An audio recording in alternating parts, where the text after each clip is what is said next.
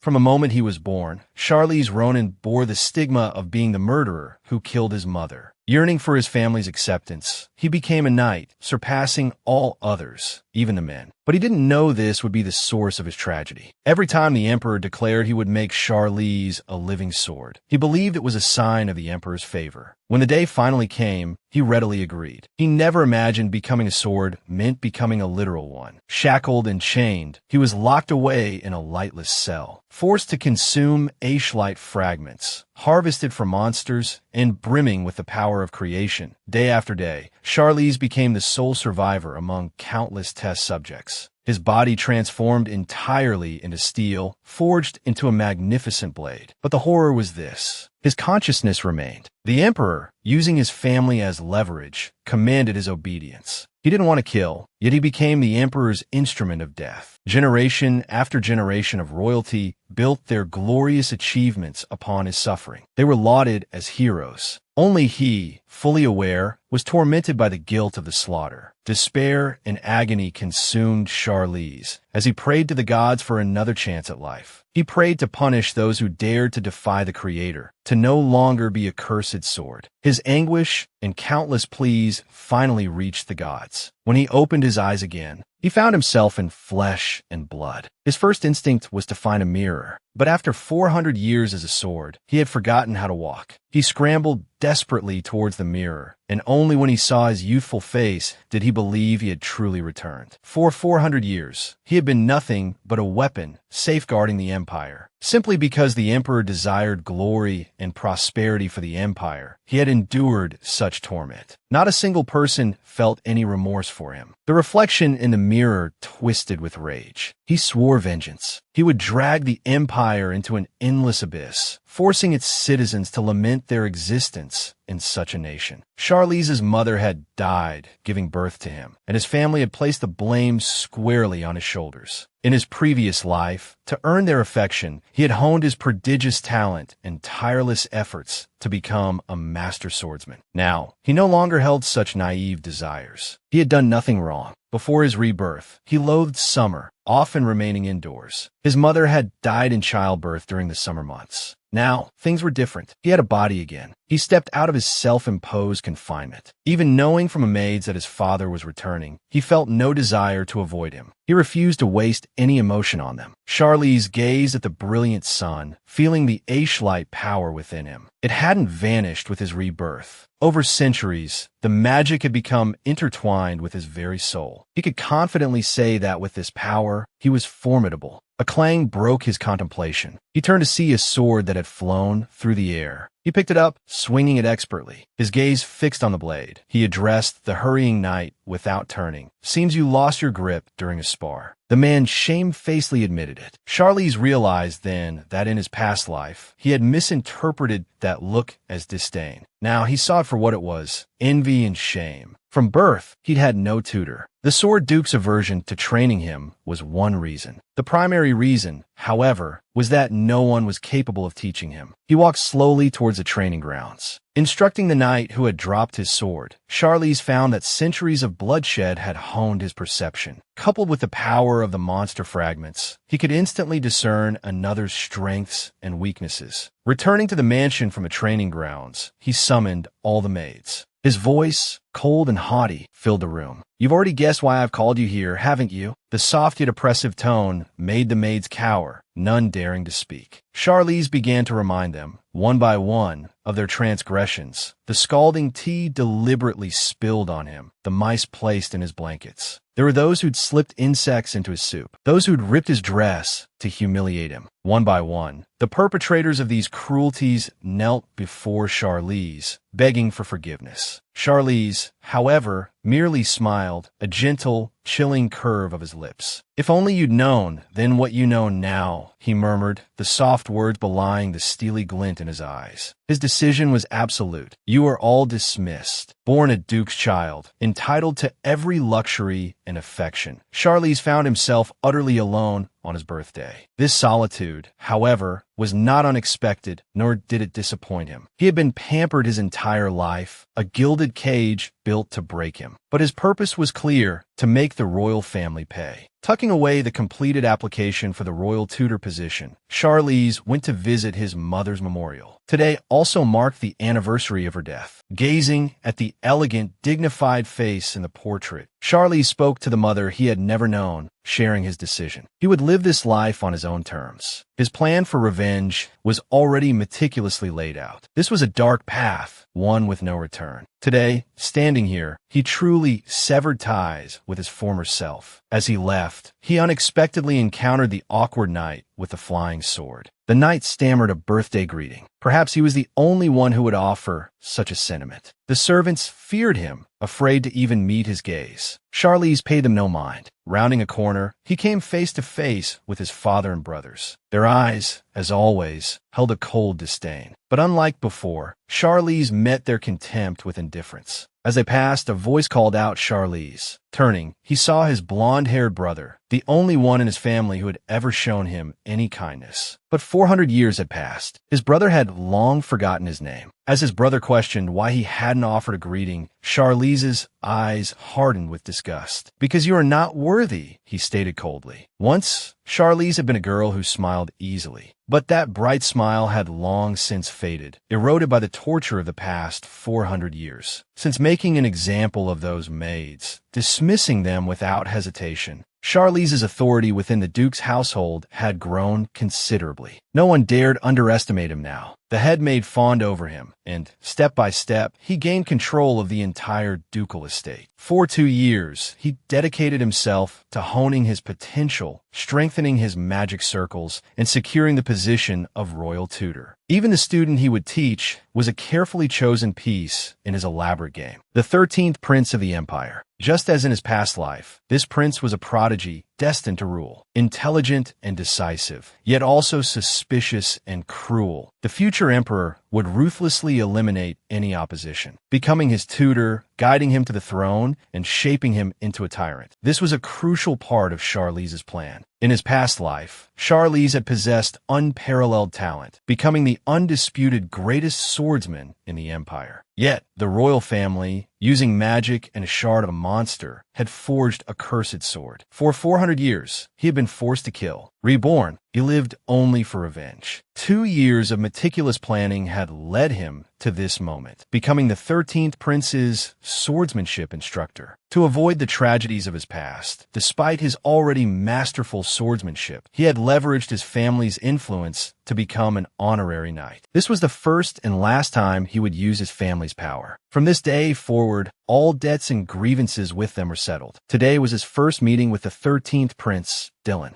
Knowing Dylan's inherent wariness, Charlize had carefully chosen his attire, aiming for a resemblance to his kind and graceful mother, the princess. He wore a simple, elegant white dress, complemented by a circlet of pale blue flowers. The effect, however, was minimal. Even his usually indifferent Duke father had inquired about the details of his appointment as royal tutor. Dylan, however, remained impassive, merely curious. Charlize took the initiative, raising a question only to subtly deflect it. He knew that to tame this young prince, he needed to maintain an air of mystery, to remain just beyond his grasp. Only when Dylan realized Charlize wasn't all-knowing could he begin to exert control. This was the crux of his revenge. If one plan failed, there were others. When a butterfly, drawn by the honey Charlize had strategically smeared on his flower circlet, landed near him, Dylan showed his first flicker of interest in another person. Even though his expression remained unchanged, his words, "From now on, you are my teacher," were an acknowledgement of Charlize's position. And so, Charlize took up residence in the palace. Later, while bathing, the magic-eating sprite returned, this time bringing a friend. Because of his partial elven heritage, Charlize could see the ethereal beings, and,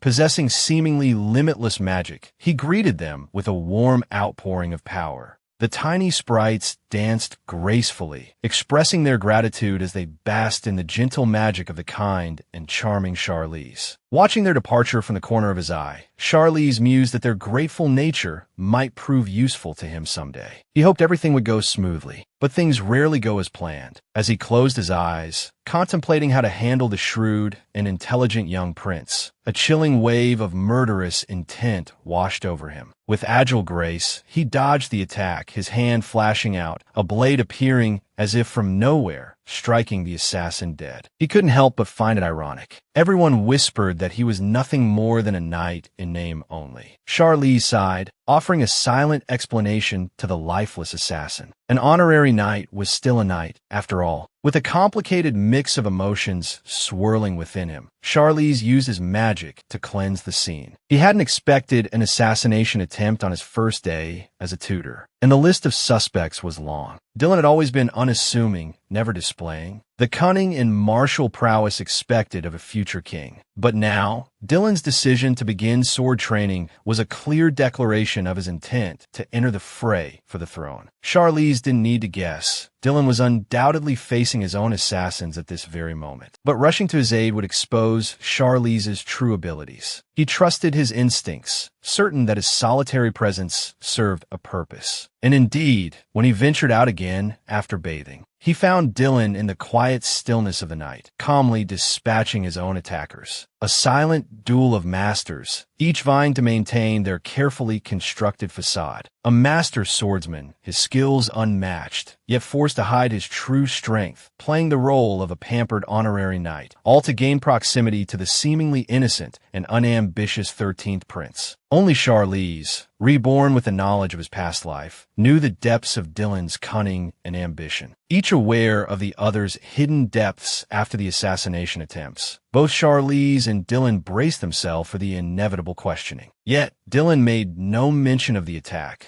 continuing to play the part of a frail, naive boy. Watching the seemingly breathless youth beneath the tree, Charlize couldn't help but admire his performance. He had thought his own disguise impeccable, but Dylan's was truly masterful. If Charlize hadn't witnessed firsthand how Dylan, in their past life, had manipulated the royal family, his cold, ruthless climb to power, he might have been fooled by the prince's feigned innocence and kindness. And so, before the intended prey could take an interest in the hunter, Charlize found his curiosity piqued. Why did Dylan hide his true self? Crouching down, Charlize looked directly into Dylan's eyes, his gaze piercing the carefully crafted facade. Do you intend to live like this forever? How dreadfully dull. A flicker of confusion crossed Dylan's face, quickly replaced by a sharp wariness that Charlize instantly recognized. In the next instant, the boy feigned ignorance, pretending not to understand. Charlize didn't press the matter. His purpose was achieved. The prince, previously indifferent, had finally taken notice. Over the next few days, Dylan continued to observe him, yet their relationship remained stagnant. Charlize scoffed at his own predicament. Making someone like him wasn't usually a challenge. Take Mary, his maid, for example. He had easily turned her initial disdain into affection with minimal effort. Mary's opinion of him had completely changed. Dylan, however, was proving to be an exception. Beyond swordsmanship, Charlize wanted to teach the prince other things. He had requested the necessary materials a week ago, but they had yet to arrive. He would have to retrieve them from the library himself. In the eyes of others, Charlize was nothing more than a useless knight, elevated by his family's wealth. The fact that he was now the 13th prince's tutor was a source of much resentment. Behind his back, they mocked both him and Count Robert, a man known for his disdain for women, especially beautiful women lacking intellect. The books Charlize required were being withheld by Robert. It seemed a personal visit was necessary. The moment Charlize entered, Robert quickly covered something with a cloth. Charlize, ever perceptive, inquired if it was the book on imperial studies he had requested. The contempt in Robert's eyes provided the answer. He clearly believed that someone as ignorant as Charlize was unworthy of even touching the book, as if it were an insult to the very knowledge it contained. Faced with Robert's prejudiced madness, Charlize chose to respond with a display of his true capabilities. He calmly began to recite the book from memory. He had barely reached the second chapter when Robert interrupted him, stubbornly insisting that recitation didn't equate to understanding. How could Robert possibly know? Charlize, as royalty, having served the imperial family for 400 years, knew intimately every emperor's interpretation of the book. With utter confidence, Charlize invited him to ask his questions. Robert, still clinging to his narrow-minded assumptions, believed Charlize wouldn't be able to answer a single one. Instead, he was met with insights so incisive they pierced to the core of the matter. Where did his bravado go? Humiliated and enraged, Robert roared. Even if you teach the 13th prince these things, how could he possibly understand? His ultimate fate is still death. Even as she was belittled and scorned, Charlize responded with a smile. Hearing this, her entire demeanor shifted. Unleashing her suppressed power, she fixed Robert with a look of such disdain and menace that he felt a chilling fear. The words practically ground out from between her teeth. Are you unaware that careless words have consequences? I advise you to watch your tongue. We're a naked threat. He was, after all, speaking to the brilliant mind that had once controlled the empire's commerce and industry. Law, medicine, agriculture, architecture, economics. There was no field in which she wasn't proficient. Moreover, she had also achieved acclaim in painting, composition, and writing. Such a figure. Yet because of her mother's dying wish, she chose to live a life of quiet obscurity. Only after her death, through her manuscripts, did people discover that this legendary genius was the former 7th Prince, Dylan. Recalling the details of her past life, Charlize realized that many events weren't coincidental. They were all connected to the 7th Prince's wife. Whether it was the concubines who targeted the 7th Prince's wife or the 1st Prince who insulted her homeland, they all met grim ends. Only the 5th Prince, who had attended the 7th Prince's wife's funeral, had the last laugh, ascending to the throne. She hypothesized, if the 7th Prince's wife's dying wish hadn't been for him to live a modest and humble life, but instead to become emperor at all costs, or to destroy the empire if he couldn't have it, how different would the outcome have been? Looking out the window at the brilliant starry sky, Charlize pondered dispassionately. Her plan was flawless. She had painstakingly become the royal tutor, waiting for the day of the 7th Prince's wife's death. That would be the perfect opportunity to gain Dylan's favor. And that day was fast approaching. Suddenly, the elegant strains of piano music drifted to Charlize's ears. Listening intently, it seemed to be coming from Dylan's room. A playful impulse seized her. Keeping time with a melodious tune, she began to hum along. The music abruptly stopped. The sudden silence of the night made Charlize wonder if this approach was too hasty. The melody resuming the next second gave her the answer. This piece, Secret Greetings, described the composer's love at first sight for a goddess and his gradual descent into infatuation. Only later did he discover that the goddess was a spy who had approached him with ulterior motives. The next morning, they both tacitly agreed to pretend nothing had happened. At breakfast, Dylan informed Charlize that he would be visiting his mother that afternoon. Having been informed, Charlize naturally agreed, thinking that anything concerning the 7th Prince's wife made Dylan sensitive. No wonder he was so meticulously dressed today. Although she wanted to deepen their relationship, she couldn't be too impatient. Tentatively, she asked, "May I accompany you?" Looking at the boy, stunned by her request, Charlize was certain of rejection. Unexpectedly, it turned into a pleasant surprise. He agreed. At that moment, Charlize felt the thrill of finally catching a wildcat that had always tried to escape. Little did Dylan know, the smiling woman before him had ulterior motives. With a gentleness Charlize had never seen before, and a shy, almost bashful demeanor, he described his kind and gentle mother. Only when speaking of his mother did Dylan seem like a boy of his age. As the saying goes, a woman dresses up for the one who pleases her. Charlize hadn't bothered much for the person himself, but she put considerable effort into her appearance for his mother. The carefully chosen, elegant dress and the sapphires, the 7th Prince's wife's favorite, showed her meticulous planning. Even Dylan, who saw her every day, was momentarily stunned by her elaborate attire. Only when Charlize looked at him did he hastily turn away, concealing his reaction. They soon arrived at the 7th Prince's wife's palace. Looking at the magnificent estate and the opulent interior, Charlize truly understood the depth of Dylan's love for his mother. And when she saw the usually taciturn Dylan chattering away to the 7th Prince's wife about the weather and the flowers, she realized even more acutely the importance of the 7th Prince's wife to him. She glanced surreptitiously at the frail woman in the bed. Even in her weakened state, the vestiges of a once breathtaking beauty were apparent. An aura of elegance and warmth radiated from her. It was said she had been bedridden since Dylan's birth, poisoned and frail. Even though Charlize's approach was calculated, a pang of genuine sadness struck him at the thought of her impending death. He remembered from his past life that the 7th Prince's wife perished in the autumn, her final days consumed by agonizing pain. Only muskroot could ease her suffering. But muskroot was a rare herb, reserved solely for the emperor. He couldn't possibly ask for it. He needed another way. Suddenly, Charlize's eyes lit up. He recalled the upcoming swordsmanship tournament. It was open to all, regardless of social standing. Merit alone determined victory. The prize? The emperor would grant the champion a single wish. If he won and obtained the muskroot for Dylan,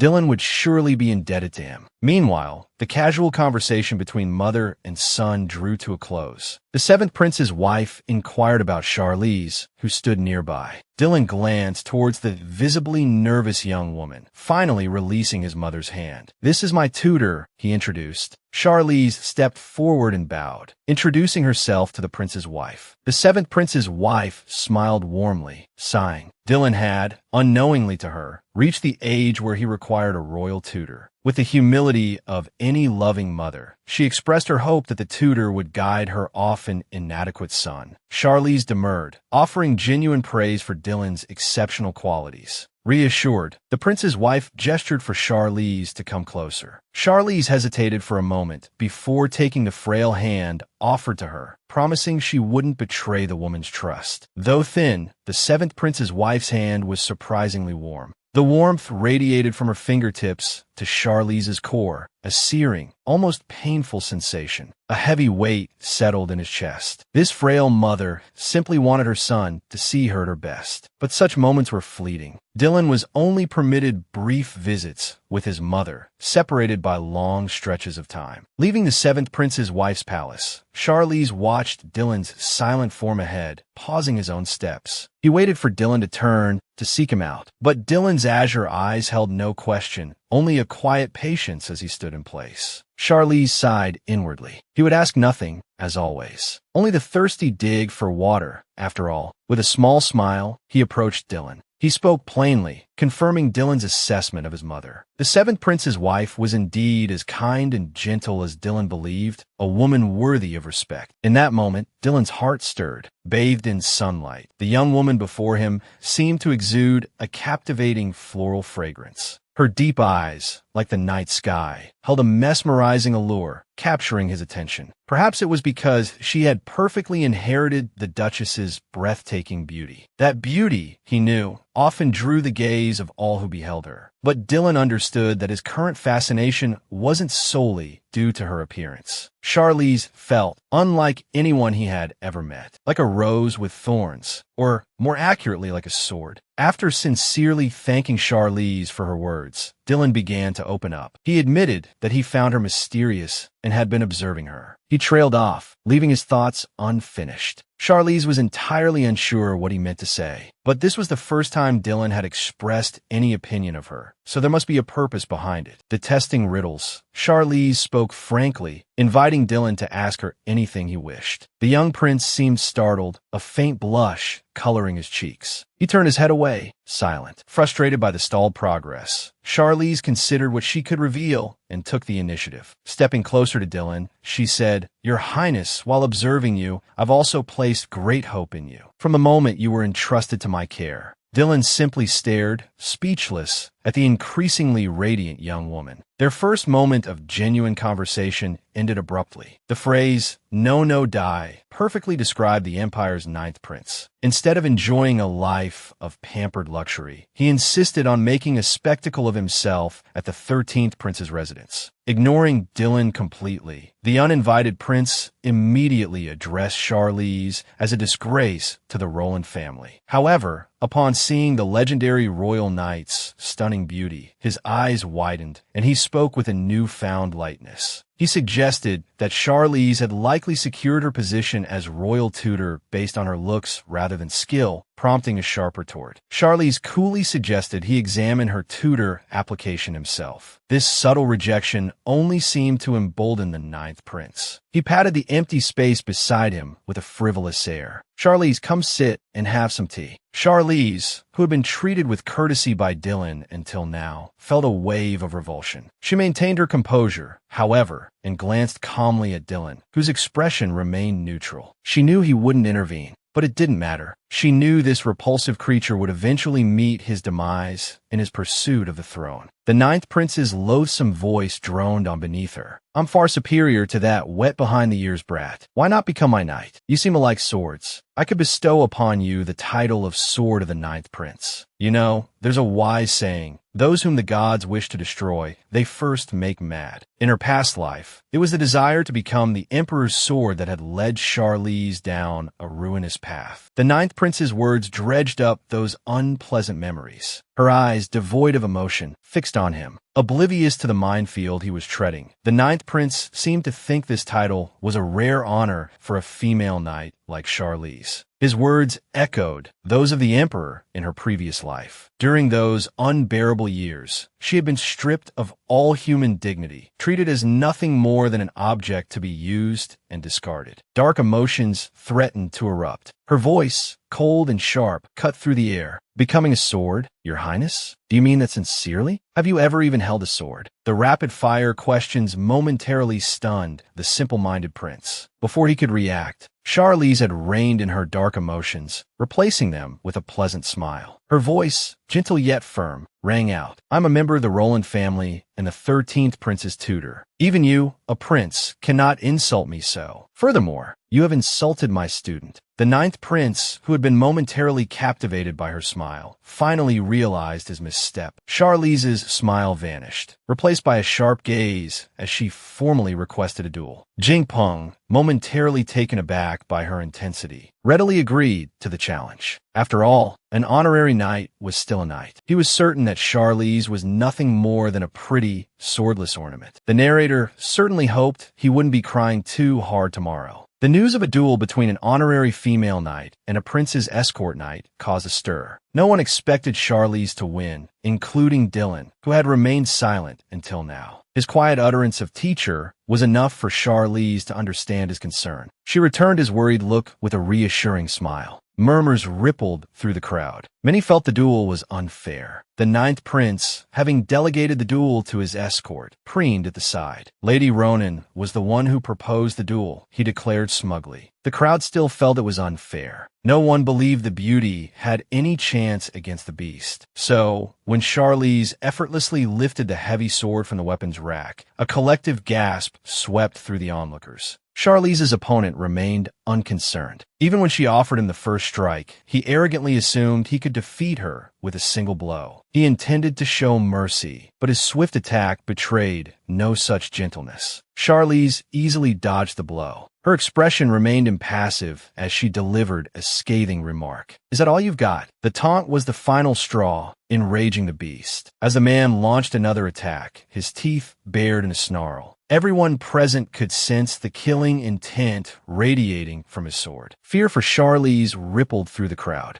Surprisingly, Charlize remained motionless. She effortlessly parried the furious blow, the force of her counterattack sending the man stumbling back half a step. Even more shocking, Charlize's sword now held the small rubber band that had bound the man's top knot. His hair, now loose, further fueled his rage, and he lunged again. Charlize evaded the attack with a graceful leap, landing lightly. She began her counteroffensive. Her relentless assault left the man defenseless. Centuries of pent-up fury seemed to pour out with each strike of her sword. Though they could hear Kayla's pleas, they were ignored. This was no longer a duel. It was Charlize's catharsis. When she finally stopped, the dueling ground was stained crimson. A chilling silence descended, broken only by the whisper of the wind. Charlize's eyes, still blazing with killing intent, swept across the stands to the ninth prince. In that instant, he felt a profound terror. He's a monster, he thought. The outcome was clear. The man promptly knelt and conceded defeat. The referee, his hand trembling, raised it to signal Charlize's victory. The ninth prince, equally shaken, approached her and stammered an apology for his earlier rudeness. Charlize, still holding her sword, stood beside Dylan. I accept your apology, she said, each word a heavy weight upon the ninth prince's heart. As if granted a reprieve, he turned and fled without a backward glance. leaving even his guards behind. Charlize, now a name whispered with respect, had earned everyone's recognition. The disdain once held in secret transformed into open praise for the true knight she had proven to be. Watching Dylan dismiss his attendants, Charlize guessed he was about to ask her the secret of her remarkable swordsmanship. He did indeed have a question, but it was far from what she expected. "Why did you duel for my honor?" His clear blue eyes, stubborn and earnest, held her gaze. He stepped closer, his voice laced with bewilderment.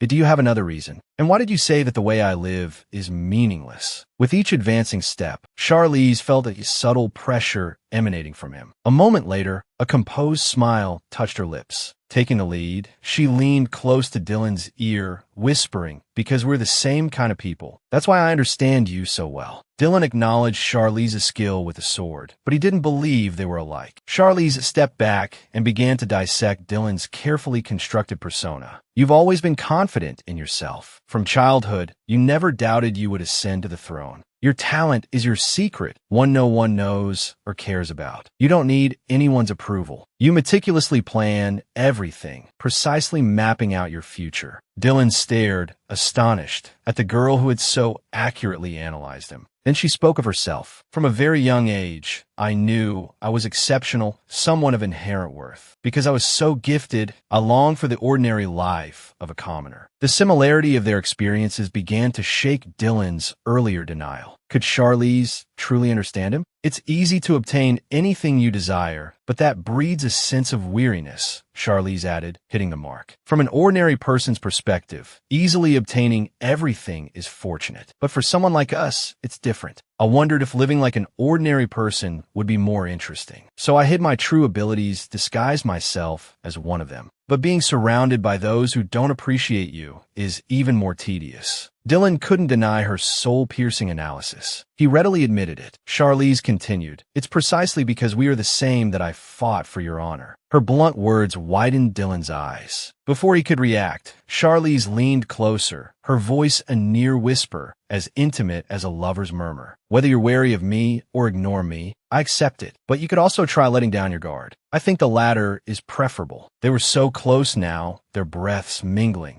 Dylan simply stared, speechless. In that moment, his defenses crumbled. Charlize knew that once Dylan lowered his guard, he developed a near-obsessive attachment to the other person, an attachment that would drive him to obtain what he desired, regardless of the cost. To conceal her identity and participate in the swordsmanship tournament, Charlize began to alter her appearance. She even bound her chest, but she still looked undeniably feminine. Just as she resolved to cut her long hair, the elves who frequently came for meals arrived to repay their kindness. They cast a spell, transforming her hair into a short, brown crop. Her eyelashes darkened, her knuckles thickened, and her voice deepened. She now had the appearance of a grown man. The method to reverse the spell was simply to extinguish the candles in the room. Before her rebirth, Charlize had never participated in the swordsmanship tournament. The Duke valued achievements from his sons far more than from a talented daughter. Each time, she could only remain in her room, cheering for her brothers from afar. Now, she stood here, ready to compete. The first round was a large-scale elimination. All participants entered a magical dungeon. The first 1,000 to escape would advance. While others feared encountering monsters, Charlize found the dungeon strangely beautiful. She advanced easily. However, she hadn't expected to face her older brother in the second round's one-on-one duels. A strong candidate for the Knight's Order, the exceptionally skilled swordsman, Alkin Rohan, the Duke's eldest son. The surrounding spectators were certain of Alkin's victory. The commentator, brimming with excitement, dramatically posed the question. Ronan's second son had been eliminated in the first round, so could the family's remaining contender win the match? Meanwhile, Charlize, also a servant in the Ronan household, felt a pang of irony. The match began. He stood motionless, waiting for Alkin to charge and engage. Parrying the blows was effortless. He could see right through his older brother's moves. Every action was textbook, predictable. Alkin struggled to keep up, forced to acknowledge his opponent's strength. Charlize knew his brother was strong, but so was he. If the tournament rules didn't forbid killing an opponent, Alkin would likely already be dead by his hand. A ripping sound echoed through the arena. Alkin's armor had been torn. The sudden eruption of murmurs from the crowd only deepened Alkin's frustration. His opponent was clearly not a noble, his swordsmanship unorthodox. Yet, despite his struggles, Alkin hadn't managed to land a single blow. By the time the clock ran out, neither had secured a victory. The judges declared a draw, advancing both competitors. Charlize knew that even though his brother was undefeated amongst the nobles, he had fallen from his pedestal. Back in the room provided by the tournament organizers, Charlize softly thanked his trusty sword for its service. He decided to take advantage of this opportunity outside the palace walls and explore the festivities. It was a time of celebration. The vibrant cries of vendors filled the air. He found a secluded spot and overheard a group placing bets on tomorrow's champion. Many still favored Alkin, even those who acknowledged Liz's strength after the draw, attributing it to Alkin holding back. Their arguments were quickly dismissed. Charlize shrugged, unfazed by their opinions. He didn't care what others thought. Then, unexpectedly, he spotted Dylan, who had yet to make his formal societal debut amongst the crowd. Dylan paused mid-drink. Before Charlize could look away, Dylan's sharp eyes met his. Anxiety flickered within him. Did Dylan recognize him? He had conveniently taken leave during the tournament, and Liz, whose name was strikingly similar to Charlize's, had emerged. After the seventh prince's wife acquired the Sil Road herb, Dylan would surely learn the truth eventually. Dylan's gaze didn't linger, but Charlize still felt uneasy. It was best to leave. Unbeknownst to him, while everyone else bet on Alkin, Dylan had placed a wager of 100 million gold coins on Liz. Just yesterday, he had been a confident prodigy, a celebrated swordsmanship genius. Even with the draw, he couldn't deny the chasm of talent between himself and his opponent. Was he truly a genius? Alkin spiraled into self-doubt, his confidence shaken. He fought hesitantly in the semi-finals, losing to another favored contender, Kahu. Kahu, Charlize's former fiancé. The man who, in his past life, had searched for him for 5 years after everyone else, even his own family, had given up. Memories flooded back. He found himself momentarily paralyzed. He knew he couldn't let emotions dictate his actions. He focused, gathering his strength for a final strike. He pulled back at the last moment. The crowd roared with applause. Everyone began to speculate. Where had this dark horse come from? The various knightly orders were already vying for his attention, eager to recruit him. Charlize walked towards the podium. He bowed to the man who had orchestrated his tragedy in his past life. Everyone waited with bated breath, wondering what he would request. A title? Wealth? Perhaps a grand celebration? To their disappointment, he requested that his reward remain confidential. After granting his request, the emperor extended an invitation for Liz to become his personal knight. Charlize declined the prestigious offer, citing his desire to remain anonymous. He knew the emperor would be scheming to control Liz, to keep him within the palace walls, just like the countless other test subjects from his past life. That is, if anyone could find Liz. With a flick of the wrist, he extinguished the candle and returned to being Charlize. Later that evening, he changed his clothes and attended the celebratory banquet held in honor of the tournament victor. He loathed such events, but all the princes and their tutors had been invited. He had to be there. Scanning the room, he spotted a secluded terrace. He planned to remain there until the banquet concluded, but he hadn't anticipated. Once again, she ran into Kahu, the young master of the Delman family. He stood at the doorway, hesitating whether to enter, worried his presence might be too conspicuous and spark rumors. Charlize invited him in. Unexpectedly, his first words were, "You're still alive?" It turned out that starting 2 years ago, he had become increasingly strange. He felt his body shrinking, and the events that surfaced in his mind were becoming reality one by one. He had searched through the records of all the prophets in history, but couldn't find anyone similar to himself. He suspected he was possessed by a demon, but what was puzzling was, not everything he envisioned came to pass, and the changes that did occur all revolved around Charlize. In his foreseen future, Charlize had disappeared, but now she was here, and he'd voiced his bewilderment. 2 probing questions in quick succession put Charlize on guard. She knew what Kahu wanted to hear, but if he knew about her disappearance, he must also be curious about the magic sword, Kira. Otherwise, he wouldn't be so eager to find her. Regardless of how much he knew, none of it had actually happened in this timeline. Denial was her best course. Charlize feigned complete ignorance of what Kahu was talking about, dismissing his questions as a strange joke. Only then did Kahu enter, apologizing and explaining that his earlier questions were merely a ploy to get her attention. After all, their two families were supposed to be united through marriage. Charlize remembered how compliant he used to be. If she hadn't disappeared, perhaps she would have become his wife, living a life of polite indifference. But she had to have her revenge. With a sharp, decisive tone, she refused. "I have no desire to be anyone's wife." Leaving him with a curt, "Please don't bother me any further," she quickly left. She couldn't drag Kahu into her life. After all, he was the only one who had searched for her after her disappearance, besides Dylan. She didn't want to involve anyone else. For the sake of her revenge, she had to let go of all Uganda Ganshing unrelated emotions, be it sympathy, fleeting feelings, or infatuation. Yet, when she heard about the seventh princess's relapse, Charlize felt an unbearable anguish. She clenched her hands tightly, reminding herself to wait until daybreak. Dylan had to witness the seventh princess's suffering firsthand. Only then could she exploit Dylan's deep gratitude. The long night finally passed.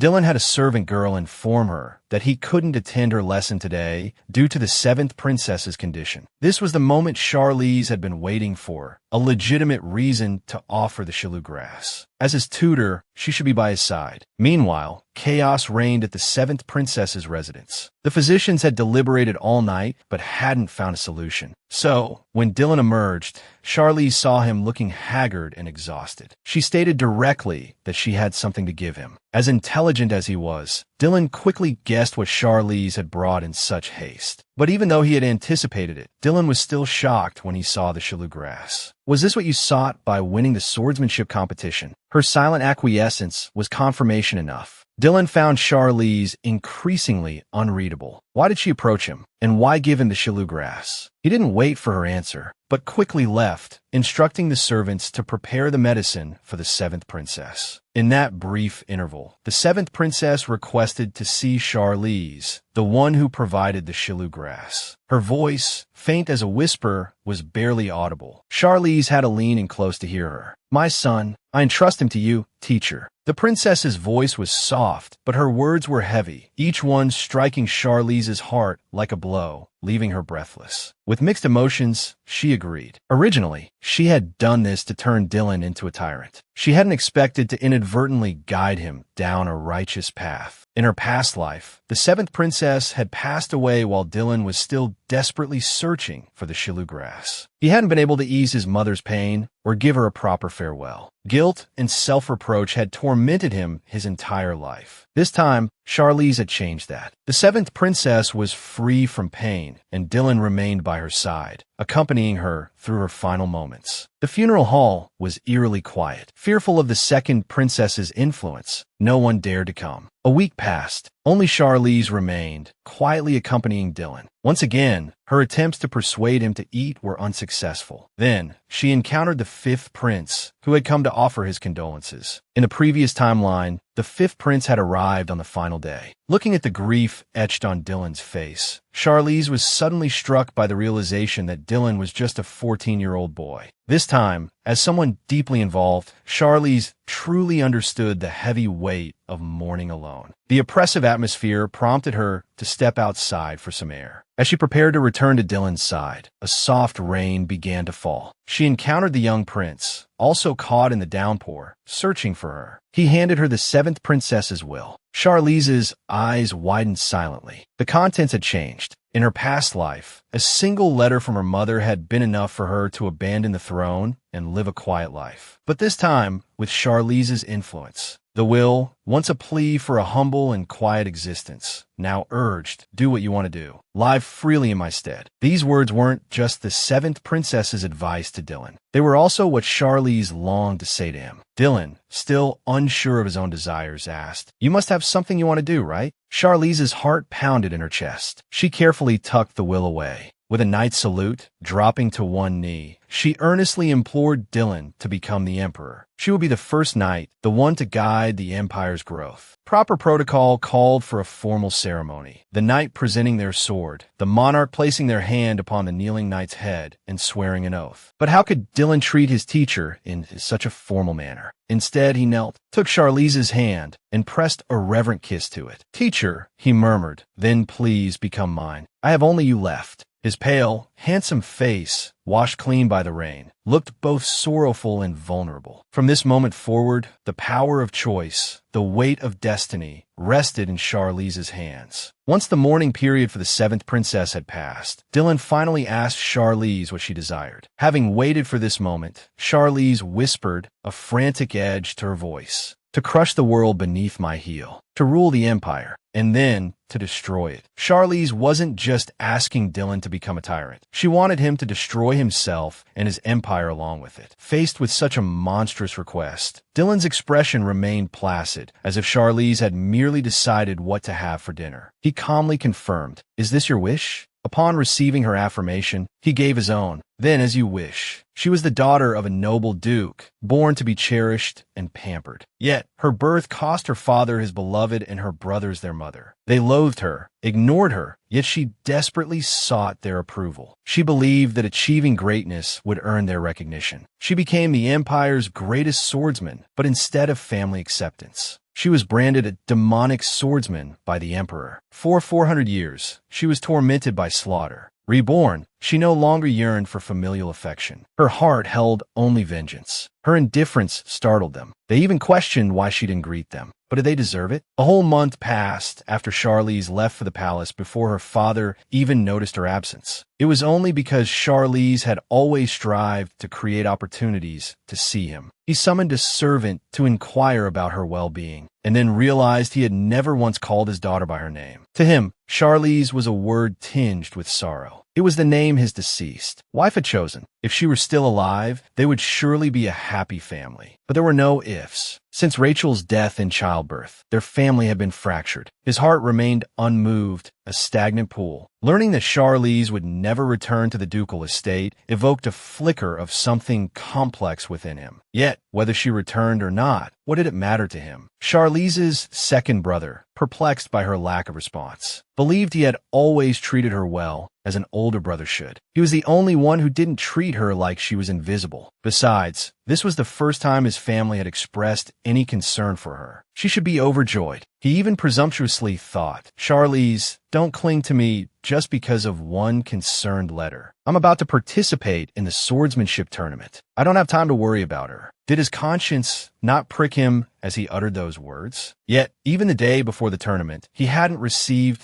the anticipated reply. He consoled himself, convinced that Charlize simply hadn't realized the letter was from him. He was sorely mistaken. Charlize had not only read the letter, she had returned it. His imagined sister should have been moved to tears, excitedly asking him questions. Something was definitely wrong. At breakfast, he hesitated for a long moment before finally speaking. "Father, have you heard any news of Charlize?" He quickly lowered his head as if he'd done something wrong. As expected, his father flew into a rage. "Why bring up such an unpleasant topic at the table?" he roared. "How absurd. There was a place set for the deceased, but not for the living." The Duke looked at the empty place, setting, and realized something else. He had never eaten a meal with that child. The few times he'd seen Charlize seated at the table, he himself had refused to eat. Over time, Charlize had simply stopped coming to the dining hall. He quickly dismissed this ridiculous thought. From an unremarkable prince to today's crown prince investiture ceremony, Dylan had spent a full 4 years. Even more remarkable, the emperor had combined his coming-of-age ceremony with the investiture, pardoning criminals and rewarding newborn infants. It was a celebration for the entire empire. Everyone was praising the empire's virtuous and talented new crown prince. Equally envied was the genius tutor, Charlize, who, at only 20 years old, had risen to the position of crown prince's grand tutor. Even the other members of the Ronin family became the subject of fervent discussion, complimented for their foresight and excellent parenting of Charlize. However, judging by Duke Ronin's tightly controlled expression, the praise didn't seem to be all that pleasant. After all, Charlize's current achievements had nothing to do with them. Enduring the pleasantries with barely concealed anger. They finally found an opportunity to speak to Charlize near the end of the banquet. They opened with an accusation. What tricks did you use to get involved with the crown prince? But what did it matter to them? They claimed Charlize was a member of the Ronin family, yet none of them had ever treated her as such. This disrespectful attitude angered the Duke. His eldest son began to accuse Charlize of forcing them to take sides, making them the first family in the eyes of outsiders to support the crown prince's faction. Charlize refuted him impassively. Her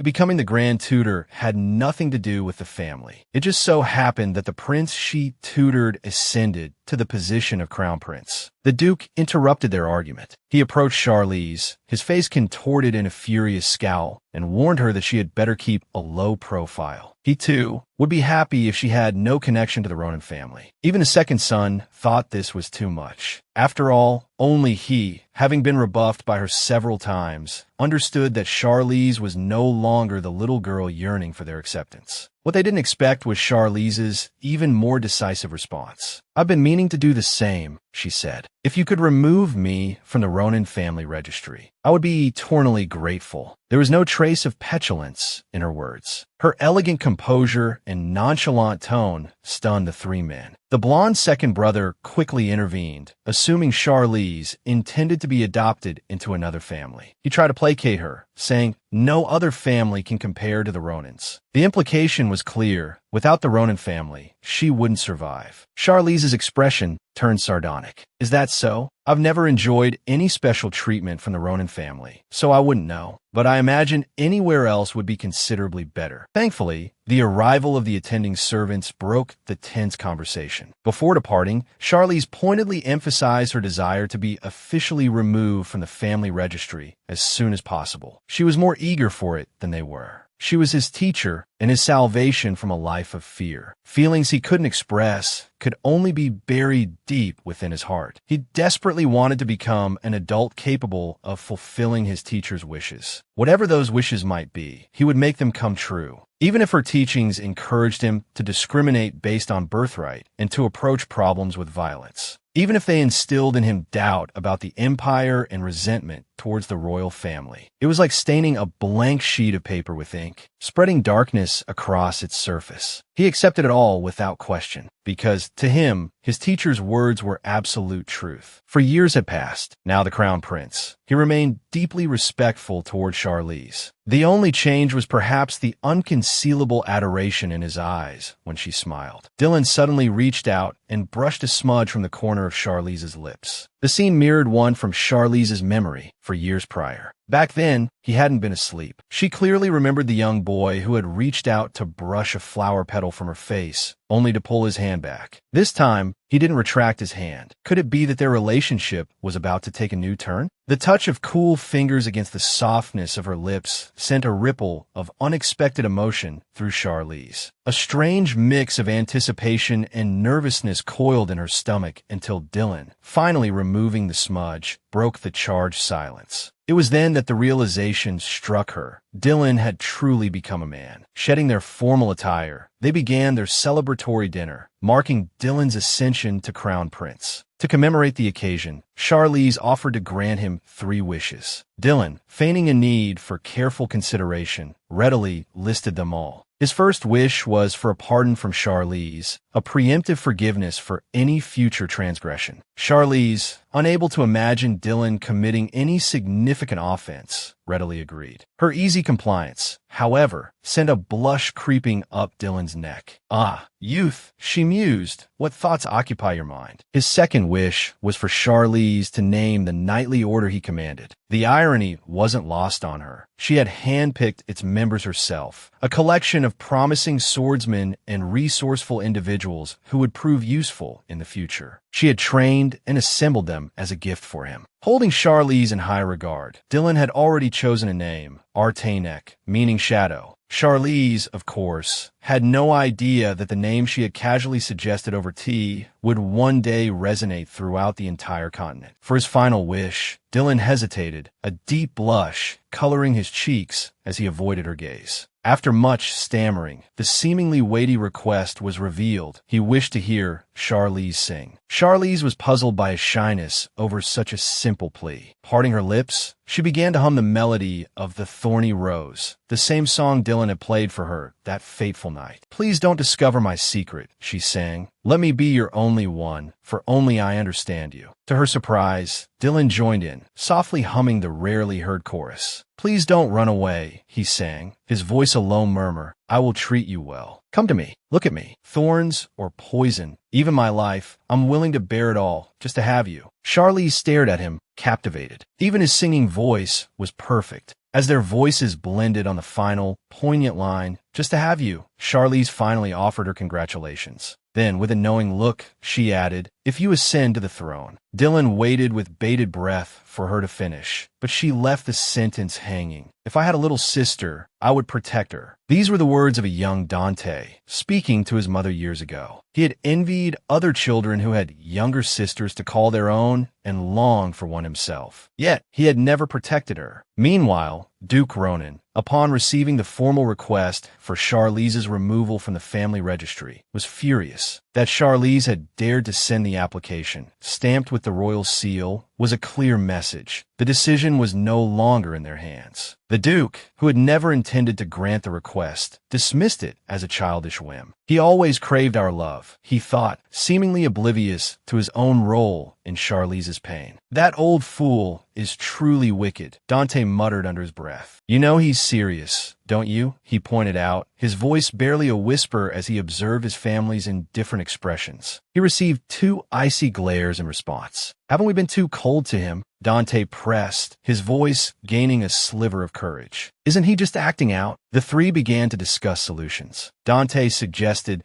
they try to appease him, to soothe his wounded heart. He was abruptly cut off by Art's dismissive scoff. Appease him? Clearly, he saw no need for such measures. He confidently assured Duke Ronan that he would handle Charlize, his tone suggesting either diplomacy or force. Dante, alarmed, quickly interjected. Forcing him might backfire. Aiken's chilling reply sent a shiver down his spine. "Who said I would force him? I will respect his decision." Left alone, Dante felt helpless. He could only hope his brother wouldn't escalate the situation. He, too, didn't want his sister to leave, the sister he had longed for as a child. Memories of her death, long suppressed, resurfaced, flooding him with guilt. He had to stop his eldest brother. But Aiken, with his long strides, had already reached the Crown Prince's residence. He was stopped by a servant, informed that the Crown Prince's tutor was currently giving a lesson. Even invoking his status as Charlize's brother and the future heir of House Ronan failed to sway the servant. The reason given was simple. Charlize had declared herself removed from the family. Ignoring the servant's protests, Aiken barged in. He couldn't fathom how a mere 20-year-old Charlize could possess any remarkable skills. He settled in, prepared to be amused. However, even a simple practice session revealed the exceptional swordsmanship of both individuals. As Charlize sparred, she offered Dylan sharp critiques and precise instructions for improvement. Her talent and prowess were undeniable, a stark revelation to Aiken. They had made a grave mistake. Charlize was far too skilled to be merely a tutor. She deserved a brighter stage. Yet, they had suppressed her potential since childhood. Before the lesson concluded, Aiken quietly retreated. Watching Charlize today had brought back memories of Liz, the frail, yet exceptionally gifted boy from 4 years ago. If Charlize had been nurtured properly, perhaps she too could have achieved greatness. But regrets were useless. No amount of remorse could undo the past. Now, a highly sought-after tutor, Charlize declined most invitations. Yet, she accepted one, an invitation from Lady Lemia of House Hall. In Charlize's eyes, Lemia was the ideal candidate for Crown Princess. Furthermore, Dylan's recent attentiveness had become somewhat overwhelming, applying hand cream to her chapped hands, offering to wash her feet on Teacher's Day. His gestures, though well-intentioned, were becoming excessive. His relentless efforts were starting to wear on her. But he needed to keep Dylan at arm's length. He needed to find him a crown princess who would be the greatest possible asset. Lemia, worthy of her noble birth, a true child of privilege, was beautiful, flamboyant, elegant, and confident. Upon their first meeting, her ambition was blatant. Presented with both autumn crocus and snapdragon, she chose the snapdragon to brew into tea. Both are sometimes called skullflower. The former's meaning is greed and desire.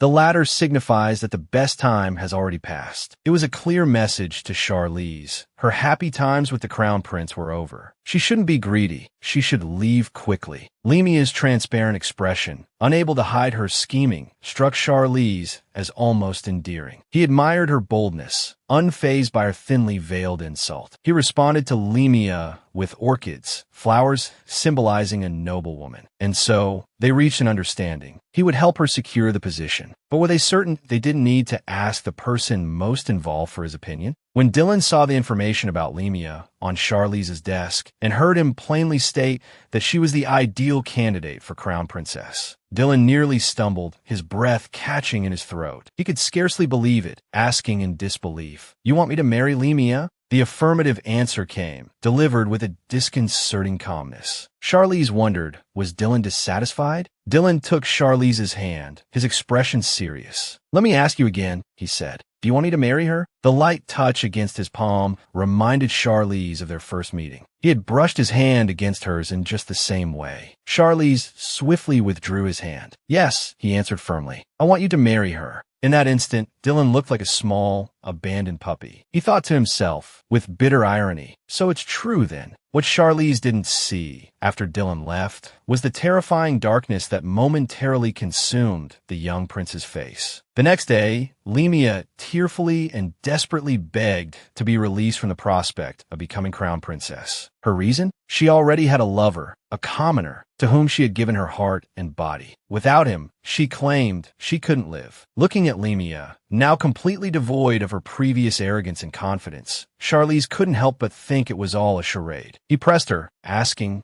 "Do you understand what it means to be the crown princess?" Something in his words seemed to strike a nerve. Lemia trembled harder, her voice rising to a shrill pitch. I'm not worthy of being crown princess. I deceive the crown by hiding the fact that I have a lover. I only beg for mercy." Charlize crouched down, looking at Lemia, who was now a weeping mess. Had he misjudged her? She had seemed so ambitious before. He wouldn't force her, of course. But the familiar ring of her excuse brought to mind a young lady from his past life who had pursued Dylan. She, too, had suddenly left to study abroad, gotten married, and settled down, never to return. An unsettling thought crossed Charlize's mind. Could Dylan have had a hand in this? His darkly cunning, almost unhinged, little wolf dog of a prince would offer Charlize the world, but he wouldn't marry another at his behest. And so, the woman who had dreamt of being crown princess just the day before was now on her knees, tearfully begging Charlize to let her withdraw, crying out that she was unworthy. Charlize, believing he had misread her, felt a pang of guilt. Dylan, the architect of this drama, remained impassive, expressing only concern for Lemia. Faced with Charlize's silence, Dylan suddenly asked if Charlize would swear an oath that no matter what he did in the future, Charlize would remain by his side. Though puzzled, Charlize agreed. He trusted the king he had molded with his own hands, implicitly. In return, Dylan lowered his noble head, gently took Charlize's hand, and kissed it reverently. He then vowed that he would launch a rebellion this winter, seize power, and lay the empire at Charlize's feet. This meant that the future of the empire, whether it thrived or fell to ruin, rested solely on Charlize's shoulders. In the quiet of the night, the sound of hushed, intimate panting hung in the air. The red mark on the man's lips hinted that they hadn't been merely running. Slightly pulling away, Dylan whispered a name he longed to say but hadn't dared to utter, murmuring his grievances. Charlize pulled him into a tight embrace, and Dylan's heart began to race. He gasped, bolting upright. It had all been a dream. The darkness of a night solidified Dylan's resolve. He would do anything for Charlize, even become a tyrant, cursed and reviled by history. He was willing, as long as he could remain by his side, possessing each other completely, undisturbed by anyone. Meanwhile, the heroine of his dreams was busy gathering intelligence about the rebellion. His unerring marksmanship earned him a piece of information, a rumor that a rare treasure was hidden in a cave within the Line Mountains. Charlize knew that the area belonged to Duke Kane, a man who supported no royal and held considerable military power. And the only thing worthy of being called a Western treasure would be Duke Kane's long-lost heirloom. This information was incredibly valuable. Since Dylan hadn't married the crown princess, he lacked the political foundation provided by powerful in-laws. To launch an uprising, he would need the support of other influential figures. If they could help retrieve the heirloom, they could gain Duke Kane's allegiance. As a child, Charlize would happily read fairy tales with Dante. She would take cute little steps, pitter-pattering over to her brother, blinking her innocent white eyes, and ask where she could find a special carrot. But Charlize was cruelly pushed away. She fell and injured her leg, unsure of what she had done wrong, and could only whimper pathetically, calling out for her brother. Dante's face softened with remorse, but he caught sight of his father and older brother watching them coldly from a distance. He could only silently pray, "Charlize, don't come any closer, don't come any closer." But little Charlize, despite the pain, stood up and continued running towards her brother. He had pushed her. She must have done something wrong. She ran, her voice choked with tears, crying out, "Brother!" Her apology was met with another harsh shove from Dante, his voice sharp. "Didn't I tell you to stay away?" The memory ended with Charlize sitting alone on the grass, utterly forlorn. The figure grew increasingly hazy. Ever since Charlize had submitted her request for removal from the family registry, Dante woke every night from these memories, his gaunt frame and dark circles under his eyes testament to his inner turmoil and guilt. Listlessly, he walked to the study and heard his father scolding his eldest brother, Aiken. "You've been behaving poorly lately, haven't you? As the eldest son, you must set an example for your younger siblings." He knew the words were meant for him as well. After all, he had received a warning from the academy. Both brothers remained dejectedly silent. Finally, the Duke revealed the topic of the family meeting. "They haven't reported Charlize's expulsion. Does that mean the matter has been resolved? Can we burn that expulsion request?" Aiken's answer was a firm no. Even though the Duke was already seething with anger, Aiken continued, "If father had shown Charlize even a sliver of concern, she wouldn't be like this now." This blunt confrontation was unexpected, but even more shocking was his brother's continued audacity. "It's time you let go of the past and accept mother's death. Treat Charlize properly." His words were met with a furious slap from the Duke. "How dare you speak to me like that? Telling me to let go of the past? Someone who showed me just as little concern has no right to say such things." Aiken, his cheek rapidly swelling, lowered his gaze. His expression remained calm, his voice even as he replied, "But I am your child, and you are my father. Everything I do, I learned from you."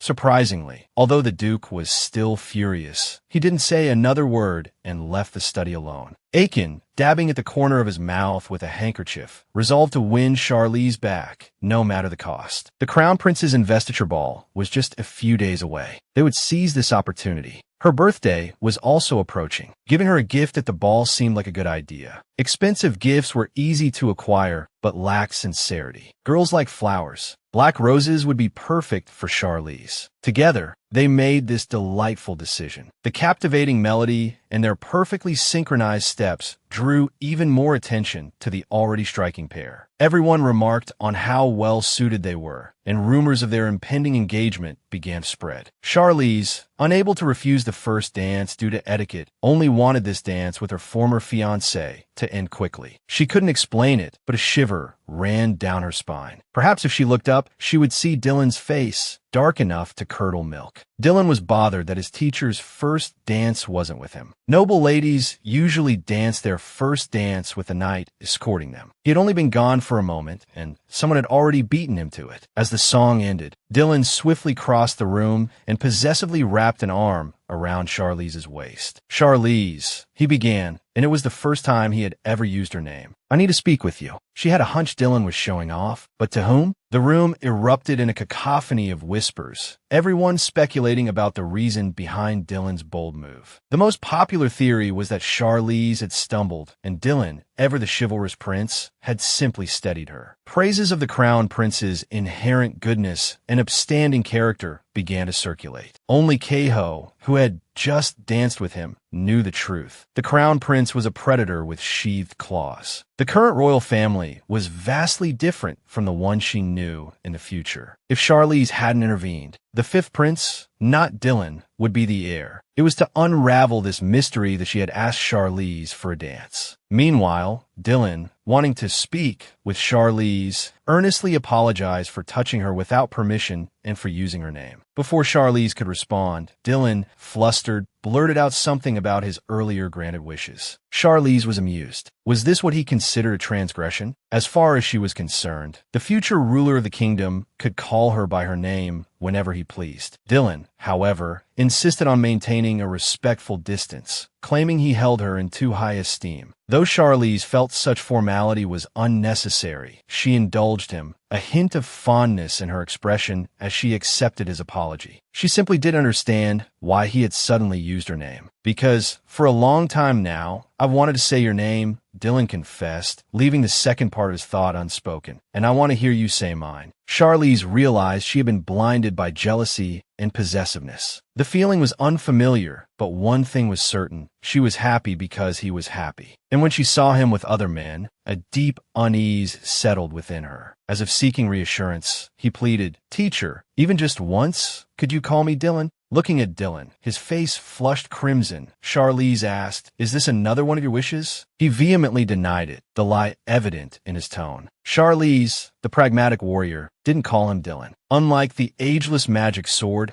she once was, human life was fleeting. She had to cherish the time she had. She had to remember her purpose within the royal family. The night view from the terrace was beautiful. The familiar setting triggered a hazy memory from her time as the magic sword. Her brother, Dante, had hired Keiho to find her when she had disappeared. He hadn't used her name, nor had he called her sister. He had referred to her only as Keiho's fiancée, offering the Ice City under House Ronan's control as payment. His only demand was that Keiho find her. As the night deepened, Charlize didn't dwell on the implications of that conversation. She just wanted to escape the boisterous ballroom. She hadn't gotten far when a jarring voice stopped her. "Charlize, do you realize your birthday is coming up?" The moment the words left his mouth, Aiken realized his mistake. Charlize's birthday was also the anniversary of their mother's death. Charlize looked at him coldly. "Are you calling me a murderer?" She reiterated that her removal from the family registry meant they were no longer related. To accuse the crown prince's tutor of murder was slander. Seeing the hostility radiating from Charlize, they realized she had misunderstood. They hastily explained they only wanted to celebrate her birthday and had even brought a gift. When Charlize remained impassive, Aiken nervously thrust a bouquet of black roses into her arms. They only saw the shimmering beauty of the black roses, each bloom sparkling as if dusted with priceless diamonds. They didn't know that, for Charlize, these dark flowers were poison. The moment she touched them, a wave of nausea washed over her. She coughed up blood, her body swaying, as she confronted the men, their faces beaming with misplaced satisfaction. "Are you trying to kill me?" The sudden turn of events filled the men with alarm. They rushed to her side, their voices frantic with concern. But Charlize coldly pushed them away. The sensation was familiar. She had experienced it once before, as a child. She forced herself upright, the world a dizzying blur. She thought she could manage to stay conscious with her saintly powers, at least for a little while. Then, through her hazy vision and the swaying world, she saw Dylan, and then she collapsed. If it was him, she could entrust herself to him completely. The Crown Prince Dylan, known for his composure, lost his countenance for the first time in public. His eyes widened in terror as he caught the collapsing Charlize, desperately trying to discern what was wrong. A dreadful suspicion surfaced, draining the color from his face. Could it be black rose allergy? A rare and potentially fatal allergic reaction. If the anaphylaxis was severe enough, it could even lead to death. He raised a hand, silencing the rising panic around him, including Aiken, who was rushing towards them with a black rose in hand. The unspoken words died on Aiken's lips. Seeing the flower only confirmed Dylan's fears. He couldn't reveal Charlize's weakness. Feigning concern, he excused Charlize's collapse as mere exhaustion from overwork and carried him away. Back at the Duke's mansion, Aiken and Dante questioned Charlize's nanny. They finally learned the truth. Charlize's magic was completely incompatible with the essence of black roses. And as a swordsman, his condition was even more dire. Unknown to them, the magic rings within Charlize had already shifted from red to transparent, signifying the rapid spread of the pollen and a far graver situation than they could imagine. Aiken, racked with guilt, demanded to know why the nanny hadn't spoken up sooner. The nanny glanced at the Duke sitting beside them, her face a mask of resentment. It was the Duke who had forbidden her to mention it. When Charlize was a child, a similar incident with black roses had left him unconscious. The Duke's response had been chillingly indifferent. He'd claimed the murderer of his mother had no right to cry out in pain, and he wanted to hear nothing more about him. Charlize had pulled through on his own. The Duke, remembering the past, seemed to age 10 years in that instant. He murmured, "No, he won't die." And indeed, he wouldn't. His reborn self was far too strong. Meanwhile, Dylan had dismissed the servants, intending to merge his own magic with Charlize's, the only way he knew to save him. But before he could act, he realized with astonishment that Charlize's magic was already merging with the poison. Charlize hadn't entrusted him with his rescue. He had entrusted him with his life. Rejecting the help of others, he had chosen Dylan as his protector. Dylan's heart melted. He took Charlize's hand, gently kissing it and whispering his name. "Charlize, Charlize, I will give everything to fulfill your wishes." Charlize was an emotionless revenge machine. After 3 days of unconsciousness, the first thing he did upon waking was request a leave of absence to pursue his schemes. Dylan's tireless care had earned him only a flicker of gratitude. When Charlize requested a half-month leave, Dylan, barely settled, nearly jumped up again, worried about his health. Though Charlize claimed it was to rest in the Line Mountains, the astute crown prince suspected another motive. Charlize never rested. The last time he'd taken leave, it was to retrieve the Siloath grass. What was it this time? Dylan not only granted the leave, but thoughtfully inquired if Charlize needed anything else. Even when the request included a warrant, he didn't question it. Charlize, surprised by his compliance, asked if he wasn't even curious about its purpose. Dylan's response was one of complete trust. Even though Charlize stubbornly kept their relationship within the confines of master and servant, the feeling of being trusted was intoxicating. As planned, Charlize soon arrived at Duke Kane's mansion. Securing the Duke's support was a crucial step in his rebellion. They exchanged polite pleasantries, each trying to decipher the other's intentions. Charlize didn't reveal his purpose, but instead indulged the Duke and his most brilliant strategist in a few games. His unbroken string of victories proved to them that the Crown Prince's tutor wasn't just clever. He possessed the wisdom and experience that came only with time. Finally convinced, Duke Kane spoke frankly. He didn't believe Charlize had come simply for a few games. He just didn't realize how high the stakes truly were. The wager, whether Charlize could find the family heirloom. The winner would gain control of the loser's abilities, influence, and fate for 14 days. Duke Kane didn't refuse. No matter the outcome, he stood to gain. Victory meant acquiring the Crown Prince's influence. Defeat meant the return of his heirloom. Only in his eyes, Charlize was going to her death. So many mercenaries had gone on this mission and never returned. The attendants who came with her shared the same thought and tried to dissuade Charlize from going alone.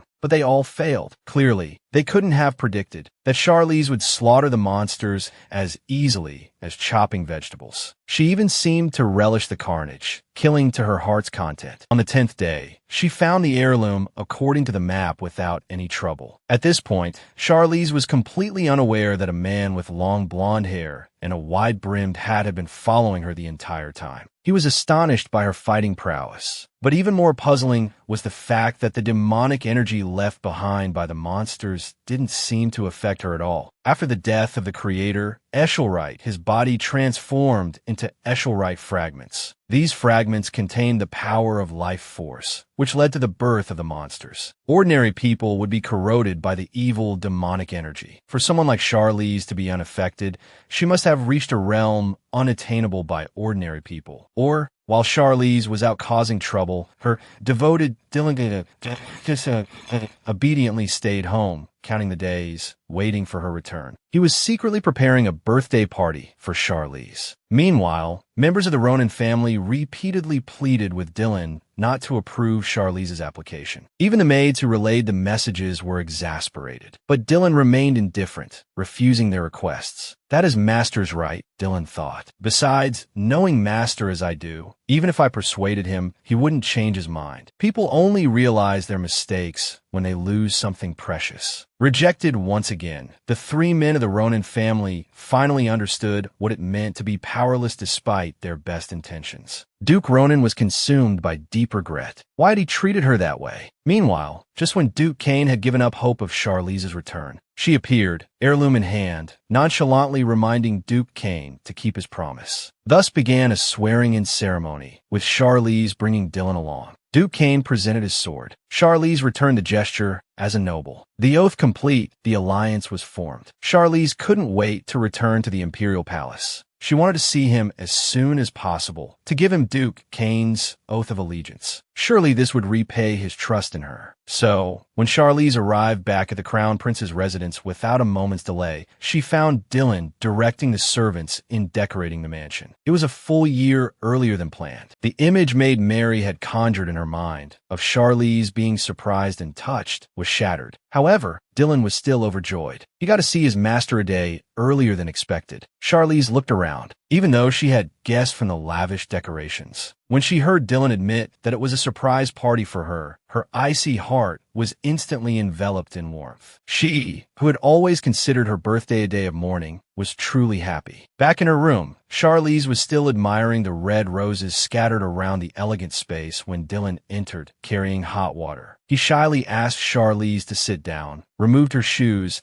and began to wash and massage her feet, weary from a day's journey. As he washed her feet, Hishiraja chattered on, urging her to be careful and not get hurt. Charlize understood. Dylan was undoubtedly worried about her venturing alone into the dangerous Line Mountains. But Charlize was far from understanding just how important she was to Dylan. She was his only belonging. Only with her did he have a home. On her birthday, the dangerously beautiful Charlize held the dagger conjured from the gem, gesturing how she would personally kill the Emperor. She loved Dylan's gift, but she was even more excited about the game she would play soon. Dylan, faced with Charlize's declaration of wanting to kill his father, didn't object in the slightest. He noticed that Charlize never addressed the Emperor as Your Majesty. This gave him a strange feeling. His master had a secret she wasn't telling him, but it didn't matter, because no matter what, he would help her achieve her desires. He only wished for his master's world to be filled with light. For this, he was willing to change. Inside a dimly lit prison cell, the blood-splattered informant desperately defended his actions of selling information. He claimed he did it for the sake of the Empire's peace. He then revealed information about Charlize. He hadn't even sold the information that the Crown Prince was also involved, because he only wanted to eliminate the villains who were trying to destroy the Crown Prince. The painter of the mural was dead, his head separated from his body. Dylan, splattered with blood, remained impassive. If the man had simply sold information, Dylan might have spared his family. But now they would all die. He would hunt them down one by one, each death a slow and agonizing spectacle, a testament to the rebellion that was now burning bright. The final plan was confirmed. Dylan would take charge of the inner city, while Charlize would command the outer forces, cutting off any reinforcements. Charlize stressed the importance of securing the royal secret library before pursuing the Emperor. The records within, she claimed, held vital information for their uprising. Dylan's curiosity deepened. The library was strictly for royal eyes only. How could Charlize know its contents? Regardless, he would bring the Emperor to his knees. The day before the uprising arrived swiftly. It was the anniversary of the 7th Imperial Consort's death. They went together to pay their respects. Standing before the grave, his back to Charlize, Dylan asked, "Didn't you once say you would call my name someday?" Looking at his desolate figure, Charlize realized that if Dylan became Emperor, no one would dare address him so casually again. Softly, she spoke his name, Dylan. He didn't move, only whispered, "Could you say it again?" Confused, but compliant, Charlize repeated his name. Only then did Dylan turn, his eyes filled with the shadowed darkness he had kept suppressed. Charlize understood, but sentiment was a luxury she couldn't afford. She had to remain focused, clinging to her hatred and fury. Tomorrow, this boy, as pure and blank as a sheet of paper, would become a usurper, a tyrant. This was a coup d'etat known only to them. That night, Charlize met with Duke Kane and breached the imperial city. Dylan, as planned, infiltrated the royal secret library. Inside, those reading the records could scarcely believe their eyes. The royal family, supposedly leading the nation, had orchestrated countless vile acts. Drug trafficking, human experimentation, the depths of their depravity were staggering. A blue-bound book caught Dylan's attention. Project Kyla, the Living Sword. It proclaimed, originating from the Magic Tower. It detailed how ingesting ashylite shards could transform a person into a monster. But those with pure hearts and unwavering wills would become sentient swords. The book's contents mirrored a story his teacher had once told him. The difference was that his teacher had mentioned a successful case. Recalling his teacher's subtle expression during that lesson, a suspicion bloomed. He quickly scanned the list of experimental subjects. There it was, Charlize Ronan, his teacher's name. At that moment, outside the imperial city, scouts reported that the Ronan family was marching towards them. Charlize assumed they were coming to protect the emperor, but no one would stand in her way. Then, in a heart-stopping moment, she saw it. The approaching troops were all flying the red banners of the rebellion. Upon hearing of the Crown Prince's rebellion, the Ronan family had feared the consequences of its failure. As the Crown Prince's tutor, Charlize would be executed. When Aigen declared the Ronan family's support for Charlize, her suspicions were confirmed. They could have remained neutral. Charlize wouldn't have implicated them. While their support was helpful, she didn't need it. The tense atmosphere was shattered by the release of 1,000 monsters from the Imperial Knights. Each creature required several knights to kill. The onlookers believed the city was doomed. So, when Charlize declared her intention to confront them, Duke Ronan vehemently protested. But Charlize responded with action, her astonishing combat prowess leaving a trail of slain monsters in her wake. "Retreat is not in my vocabulary," she roared, invigorating her troops. She would handle the monsters. The soldiers would continue to hold back the reinforcements. Charlize had waited a lifetime for this moment. Throughout her journey, she had fought to maintain her resolve, suppressing grief and guilt. She had used Dylan as a pawn in her game of revenge, all to witness the Emperor brought low before her. As the battle subsided, Charlize gazed upon the inferno, the screams of the dying filling the air. She released her bound hair, the long-suppressed exhaustion and doubt finally giving way to a chilling calm. She waited for Dylan to deliver the Emperor to her. Dylan had indeed captured the Emperor, but he didn't intend to follow the plan. He knew that killing the Emperor and destroying the royal family was Charlize's obsession. If the obsession disappeared, his teacher would disappear too. He still didn't understand how to love. Was it accepting everything for her happiness? But his teacher had taught him to obtain what he desired by any means necessary. Even if it meant defying her wishes, incurring her hatred, he was willing. His sword swung toward Charlize, who, having waited in vain for Dylan, had sensed something amiss and was now cursing his tardiness. She raced towards the imperial city on horseback. So fast was her pace that her horse's hooves lagged behind. She ran on foot. The raging fire and scattered corpses proclaimed the fall of the royal family. But she felt no joy. Why had Dylan slipped from her control? She ran into the burning palace. In a room untouched by the flames, she found Dylan, sword in hand, standing over the Emperor's silent form. A furious rage erupted within her. The Emperor should have died by her hand. She wanted to witness his death with her own eyes. "Did you kill the Emperor?" she demanded, her voice thick with murderous intent. Dylan chuckled, denying it. He had intended to kill him, but to prevent Charlize from abandoning her purpose in life, he had devised a better plan. He had fed the Emperor a shard of a highlight. No matter how cruelly Charlize treated him, he wouldn't die. Or, if she wished, she could forge him into a sword. The inhuman suggestion stunned even Charlize into silence. The creation of life was not a realm for mortals to meddle in. Even in her thirst for revenge, she hadn't wanted the Emperor to become a cursed sword like herself. Forging a person into a weapon was truly abhorrent. For a moment, she felt the urge to flee. But, regaining her composure, she realized that Dylan had done exactly what she had desired, toppled the royal family and her wretched father, the Emperor, all for her sake. He even wore an expression that begged for praise. A startled Charlize reached out and stroked Dylan's hair. "Well done," she commended him. Perhaps Dylan feeding the Emperor the highlight shard and turning him into a Kyra was merely a coincidence. Originally, his plan had been to expose the Emperor's crimes publicly. He had intended for the entire royal family to be judged before the people. But now, Dylan's brutality had complicated matters. People would only see them as usurpers. Dylan had grown too powerful too quickly. This feeling of losing control left her weary. If she were to run, the elves would help her, wouldn't they? The royal family was already being systematically rebuilt. Charlize should have been celebrating with Dylan, sharing a victory drink. Yet, she hadn't even attended his coronation. She was so distraught, unsure how to face the Dylan who had become a stranger. After all, she was the one who had stained the blank page with ink. Ultimately, it was her fault. Having made up her mind, she began to meticulously prepare herself, sending a servant to inform Dylan that she was ready. When Charlize appeared, clad in a sensual, elegant white dress, even the moonlight seemed to dim in comparison. Dylan, captivated, invited her to sit. The few days apart had created a subtle distance between them. Charlize suggested a game of truth, where one would ask a question and the other had to answer within a minute. The loser would have to grant the winner a wish. In the first round, they questioned each other about the highlight shards. Charlize answered that they were the source of monsters. Dylan believed that those who consumed the shards held no value. Charlize calmly replied that she hadn't. After all, she hadn't deliberately concealed the matter of the time loop. Charlize's question was whether Dylan had someone he loved. The young man blushed, his eyes filled with affection as he admitted it. He had fallen in love with that person long ago. Charlize understood. The person Dylan spoke of was her. She had only asked to test him, yet the confirmation only fueled her confusion. When Dylan asked Charlize the same question, the image of Cain flashed through her mind. But his feelings for Dylan were merely gratitude for the protection offered. He denied the question with the same answer.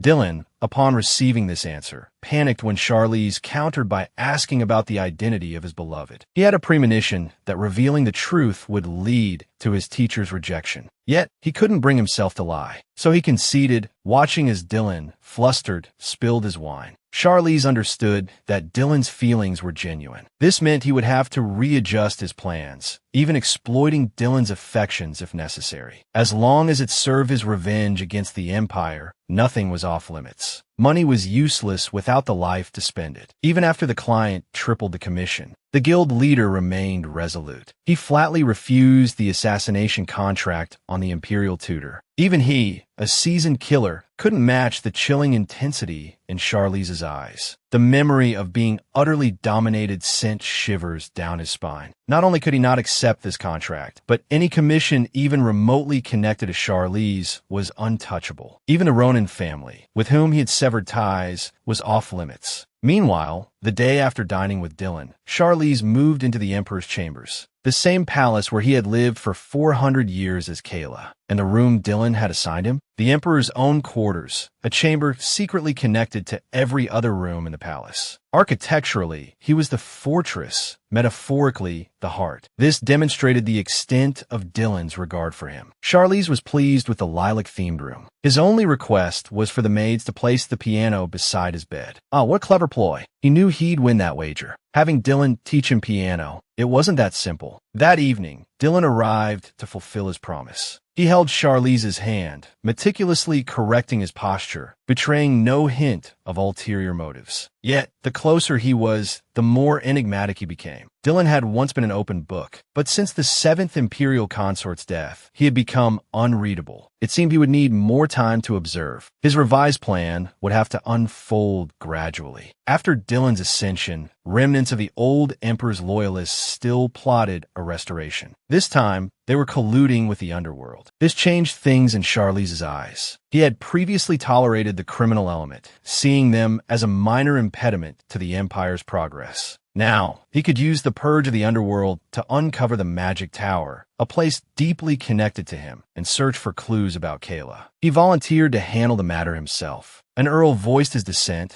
but Charlize silenced him with a chilling glare. Seeing no further objections, Dylan nodded, granting Charlize his request. However, another supporter of Charlize argued that it was too dangerous for the Imperial tutor to go alone. Although Charlize needed no protection, Cain, recently promoted to captain of the 1st Royal Knights, stepped forward, offering to assist the imperial tutor. Charlize had intended to keep his distance, yet their paths continued to intertwine. The suggestion that Dylan should arrange a marriage between his beloved and another was utterly preposterous. The ministers debated endlessly, weighing the pros and cons. For the sake of political stability, a marriage between the Kane family, whose loyalties were uncertain, and the imperial tutor, Charlize, seemed the perfect solution. Dylan sat upon the throne, lost in thought. A tinge of melancholy colored his blue eyes. He imagined the two of them growing closer as they worked together. He remained confident, however, that in Charlize's heart,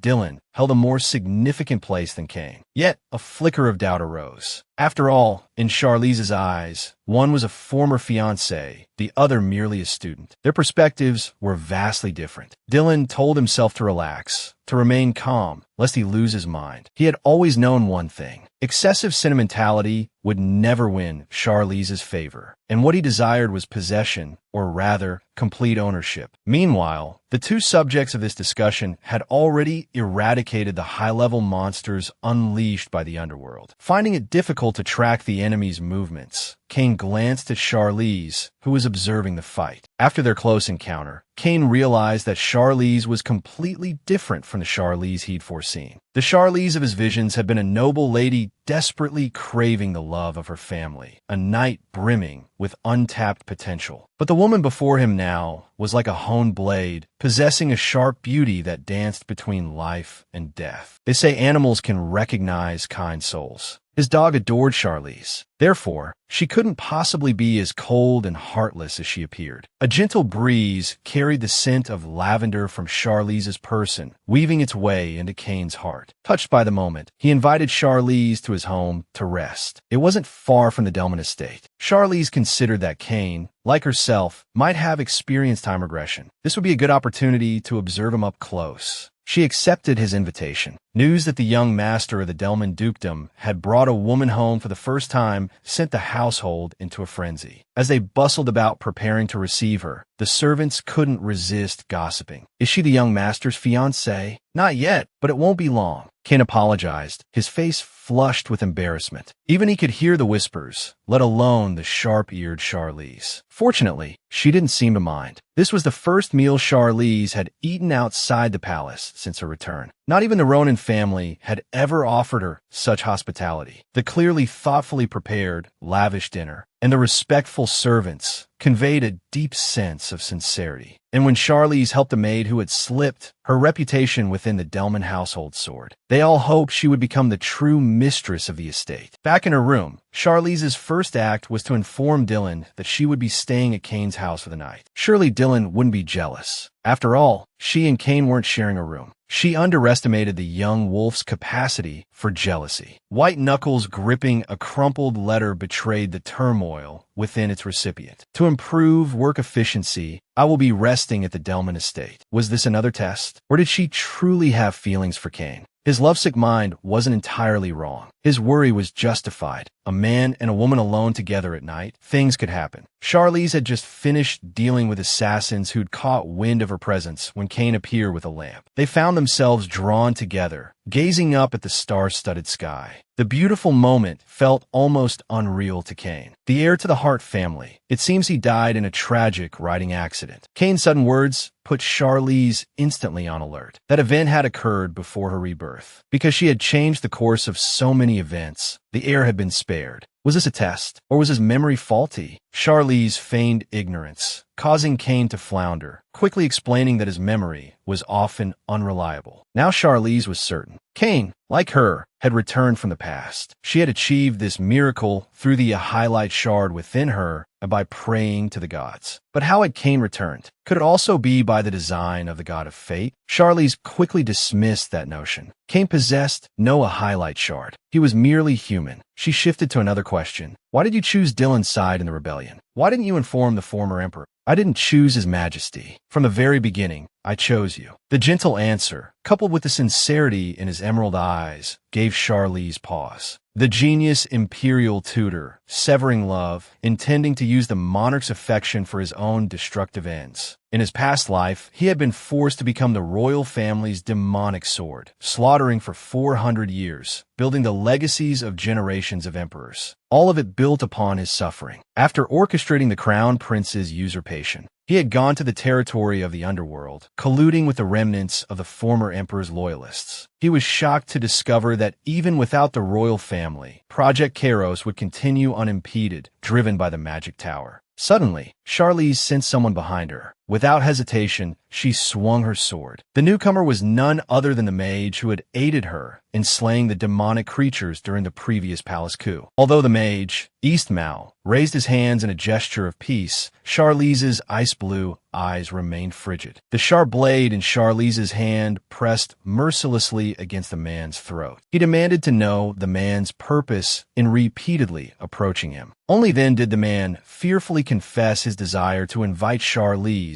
to collaborate. Charlize was clearly dissatisfied with this answer. He had explicitly stated his distrust of all magicians. Kill all magicians, the man blurted out desperately. He claimed to loathe magicians as much as Charlize, his sole purpose being their eradication. These words successfully spared his life. Seizing the moment of Charlize's hesitation, he began to spill his secrets like tumbling beans. The man's name was Payne, a member of the secret organization Affilio. Like Charlize, they were also investigating Project Kairos. The addition of the powerful Charlize would greatly expedite their efforts. Fearful of Charlize's disbelief, Payne revealed the distinctive mark of the organization on his wrist. Charlize, of course, knew of this organization. Their goal was the resurrection of a highlight. However, in his past life, they had achieved no notable success. Charlize, his interest waning, suddenly became alert when Payne mentioned a unique scent emanating from him. Payne, it turned out, was also one of Project Kairos's experimental subjects. That explained why he could detect the distinct highlight fragrance on Charlize. However, his modified body was essentially that of a living corpse, sustained only by magic. Having discerned this, Charlize swiftly sheathed his sword. It wasn't pity that stayed his hand, but the sheer waste of killing him. Even with Payne's bait of numerous top-secret revelations, Charlize turned and left without a backward glance. He couldn't deny that Affilio possessed many unknown secrets, but the condition for joining was also widely known. Becoming a member meant severing all ties with everyone he knew. He couldn't leave Dylan yet.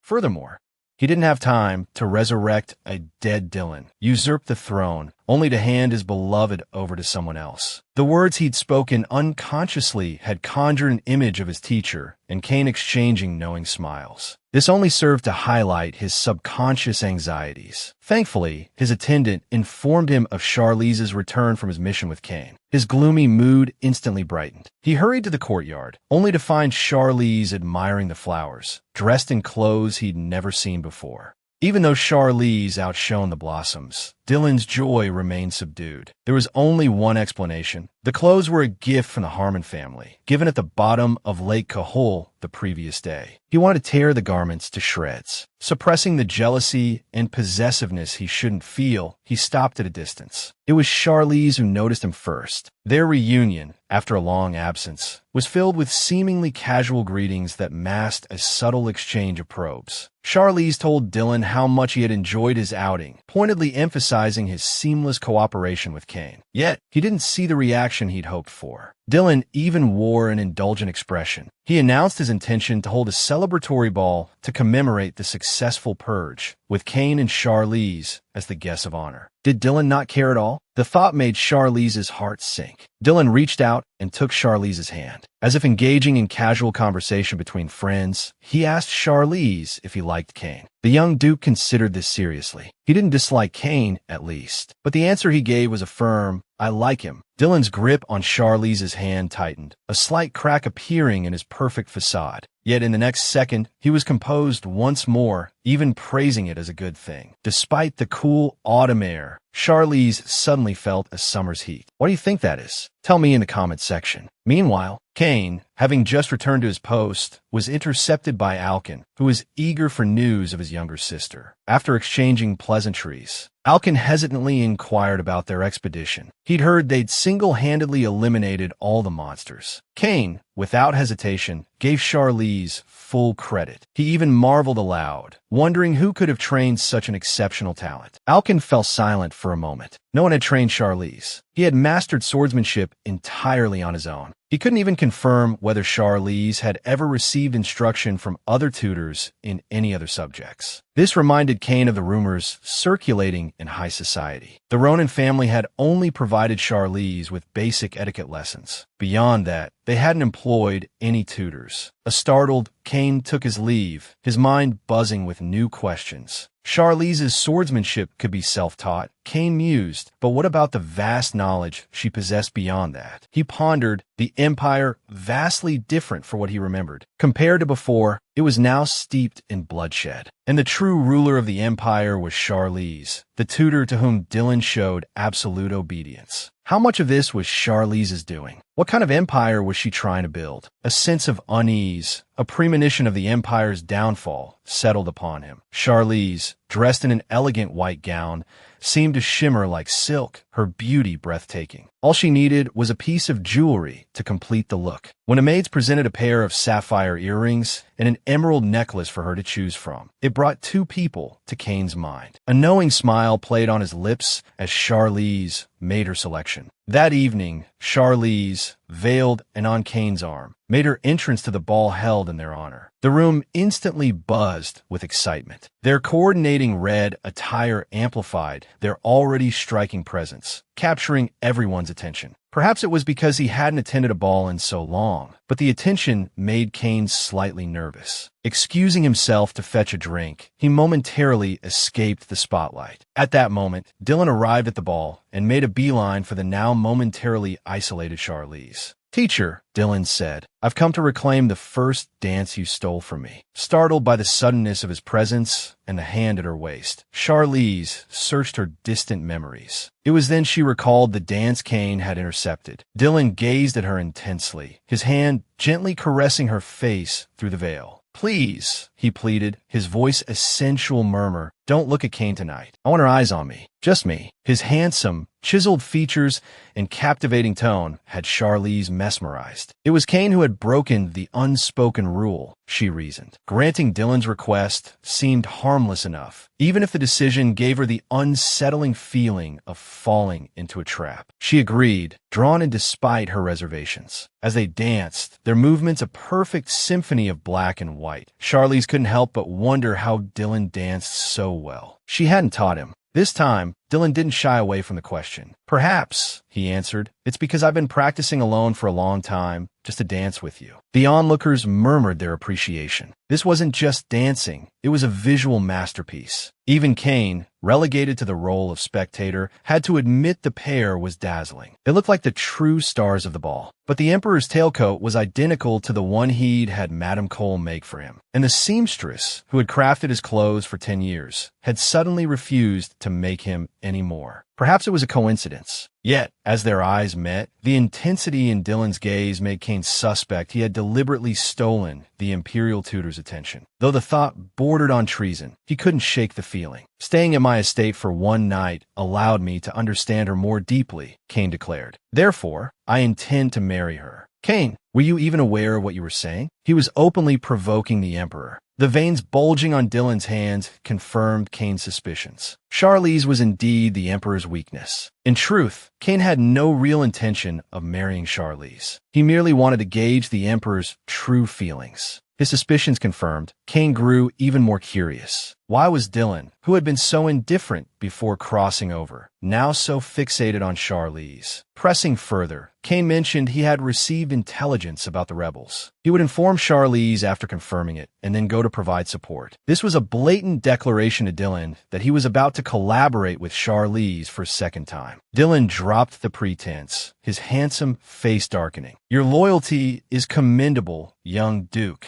Dylan said, his voice laced with a thinly veiled threat. "But I advise you to tread carefully. A servant's duty is to understand his master's intentions without needing explanation." He slowly drew his sword, admiring it. Dylan was clearly aware of Kane's probing, but it was a foolish decision. Those who drew too much attention inevitably paid the price. Kane, silenced and suppressed, finally realized with a start. Dylan's casual, yet overwhelmingly intimidating demeanor was strikingly reminiscent of Charlize. Dylan was issuing a warning, veiled in an air of chilling elegance. The moment Dylan departed, a hazy memory from before Kane's transmigration sharpened into unexpected clarity. He had met the 13th prince in his past life. Back then, his mother had respectfully addressed Dylan, not the Emperor, as Your Majesty, and had attempted to introduce Kane as his advisor. But Dylan had refused, his rejection devoid of pretense. Kane had sensed a genuine lack of emotion in his expression. Leaving the palace, Kane had wanted to ask why the emperor still reigned while another was called Your Majesty. His mother, however, had sternly instructed him to forget everything he had seen and heard, to pretend he had never encountered Dylan at all. Kane never saw the enigmatic prince again, not until his own death. Only then, through his diaries, did people learn of Dylan's influence on the royal family. The most discussed topic was Dylan's control over the imperial power. The fifth prince had been the only one to offer condolences upon the death of Dylan's mother, and thus he became the ultimate victor, ascending to the throne. Yet, after years of ruling the empire as Dietrich II, he realized a chilling truth. The most formidable person isn't one who leaks secrets for personal gain, nor one without weaknesses, but one who desires nothing. Dylan was precisely such a man. He heard the fear in Dietrich II's words, but offered no comfort, for he knew Dietrich II had already resolved to kill him. That very night, Dylan was attacked. Yet, it was Dietrich II who perished the following day. The fifth prince, forever wanting to repay Dylan for his mother's condolences, attended Dietrich II's funeral. Even from this, one could see Dylan's apathy and lack of desire. Was this his obsession? Was it genuine? Or was it orchestrated by Charlize? Not only these changes, but even Kira, the magic sword used by the royal family to conquer the continent, had not appeared. Yet, Kane felt he had seen the sword after his transmigration. He, an orphaned mercenary, had been rescued by the imperial tutor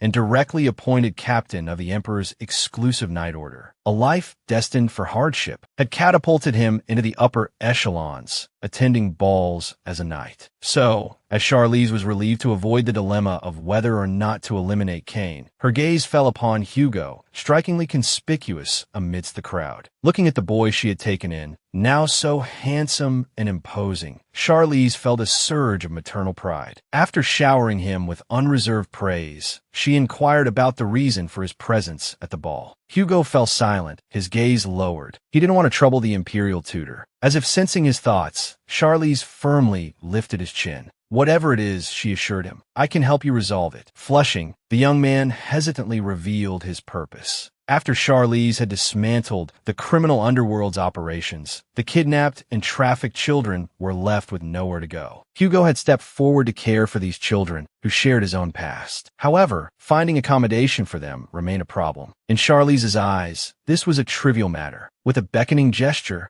her shadow guard materialized, awaiting her command. She instructed them to summon the nobles for a meeting. The haughty nobles, one moment swirling in the elegance of the ball, the next found themselves obediently seated in the council chamber, discussing the welfare of orphans with Charlize. Charlize's proposal not only addressed Hugo's concerns, providing shelter for the children, but also mandated professional psychological counseling and education for those traumatized. Throughout the proceedings, the nobles cooperated fully. Hugo was incredulous. The imperial tutor wielded such power and influence. That evening, Dylan, upon learning of the matter, made a single request: to accompany Charlize on the day the orphanage opened. Charlize had no reason to refuse. Dylan's presence would undoubtedly encourage further donations. Though she still harbored a desire for revenge against the royal family, she found herself softening towards Dylan. Could she be developing feelings for him? Big brother, big sister. A small child with a lisp asked innocently, looking up at the handsome pair, "Are you lovers?" A blush crept up both their faces. Dylan, stunned by the unexpected sweetness, froze. Charlize, ever composed, recovered first. Smiling down at the little girl, she asked, "Do we look like lovers?" Startled by the beautiful woman's sudden closeness, the child shyly covered her gap-toothed smile. Then, with a decisive nod, she mumbled an affirmation. The usually aloof emperor not only bestowed a sweet, but also gently stroked the girl's head, praising her cuteness, seemingly unfazed by the child's sudden forward approach. Observing this rare display of tenderness, Charlize felt a warmth bloom in her chest. So he did like children. But another child, more than this little girl, drew his attention. A lone figure sat drawing under a tree. Charlize approached the solitary little girl with a gentle inquiry. It turned out the other children avoided her, finding her strange pronouncements unsettling. Having explained, the girl retreated back in her own world. For a moment, only the soft whisper of falling snow filled the air. To break the silence, Charlize introduced herself, but she was taken aback by the child's abrupt response. "Sister, you smell of elves and blood." Could it be? Was she, too, a subject of the Kyla Project, gifted with special abilities, sensitive enough to perceive the lingering scent of blood on Charlize, a subtle testament to her swordsmanship? But how could this child know of elves? The next question, sharp and piercing, cut straight to Charlize's core. "Sister, are you human?" Charlize faltered, then answered with gentle firmness. "Little one, I have always been human." The words felt like both an answer and a quiet affirmation to herself. Yes, even stripped of her flesh, forged into a living blade, her humanity remained. Even if the world denied her, she would hold on to that truth. The little girl seemed unconcerned with the answer. At the sound of the headmaster's call, she ran off. Charlize watched the innocent child disappear with a tender gaze. Unexpectedly, she noticed Dylan, still beaming, standing behind the other children. The truth, so long evaded, finally solidified within her. No matter how much she yearned for vengeance against the royal family, she couldn't bear to see Dylan hurt. She had developed feelings for him. The new year also marked Dylan's 20th birthday. Charlize marveled at the passage of time. 6 years she had been by his side. Dylan, however, dismissed the significance of time. He believed, with unwavering certainty, that they would remain together always, just as he had promised years ago. No matter what Charlize did, he would stay by her side. Their easy intimacy, a bond impenetrable to outsiders, did not go unnoticed. From a distance, Kane observed them. In his previous life, these two had shared no such closeness, not even a passing acquaintance. These diverging paths, juxtaposed against the joyous laughter of the orphans, filled Kane with a growing sense of foreboding, a premonition of impending doom. He couldn't pinpoint the source of this unsettling intuition, but he felt compelled to avert the looming disaster. After Dylan departed, Kane called out to Charlize, the epicenter of this altered reality. He told her plainly that he was retracting his earlier promise. He had vowed not to pry into her secrets during the rebellion, as long as she remained silent. Now he rescinded that vow. Unflinchingly, he revealed his premonition of a future without her, a future where I ruled. He confessed that Charlize's decisive actions, her ruthlessness, reminded him of a dying candle burning its brightest before being extinguished. He explained that the new emperor's reign, far from being enlightened, was shrouded in darkness and control. He had to understand. He had to unravel the mystery of Charlize, the reason for the empire's transformation, and his own role in this unfolding drama. Before Charlize could respond to his apology, the bells of the new year chimed. Their conversation ended by unspoken agreement, with a simple exchange of Happy New Year. Kane was certain now. Charlize, too, was a traveler from the future. Her exceptional swordsmanship mirrored that of the young man named Li Ji he had encountered 4 years prior. Back then, they were not yet betrothed. The swordsmanship tournament must have been their first meeting. But Li Ji's deliberate restraint, his clear recognition of Kane, could only mean one thing. He remembered him from their past lives. A little girl's words, "Sister, you smell of sprites," finally sparked Charlize's curiosity. Calling out to the air, the sprites materialized. They quickly confirmed the girl's observation, but when Charlize asked why they were so friendly toward her, the sprites became noticeably nervous. They began to avoid the question, busily asking Charlize if she had summoned them for a good night's sleep. Charlize, who hadn't slept well in a long time, readily agreed. However, she knew she would have to investigate the reason for their evasiveness on her own. Sprite dust wasn't just good for sleep. It also had the ability to let one see the past in their dreams. As soon as Charlize closed her eyes, she saw the scene of the fifth prince, Dietrich II, ascending the throne. It turned out that Dylan had seen her on that day. As the magic sword, Kira, the moment Dylan laid eyes on her, he was bewitched. But before he could touch the blade, Dylan woke up.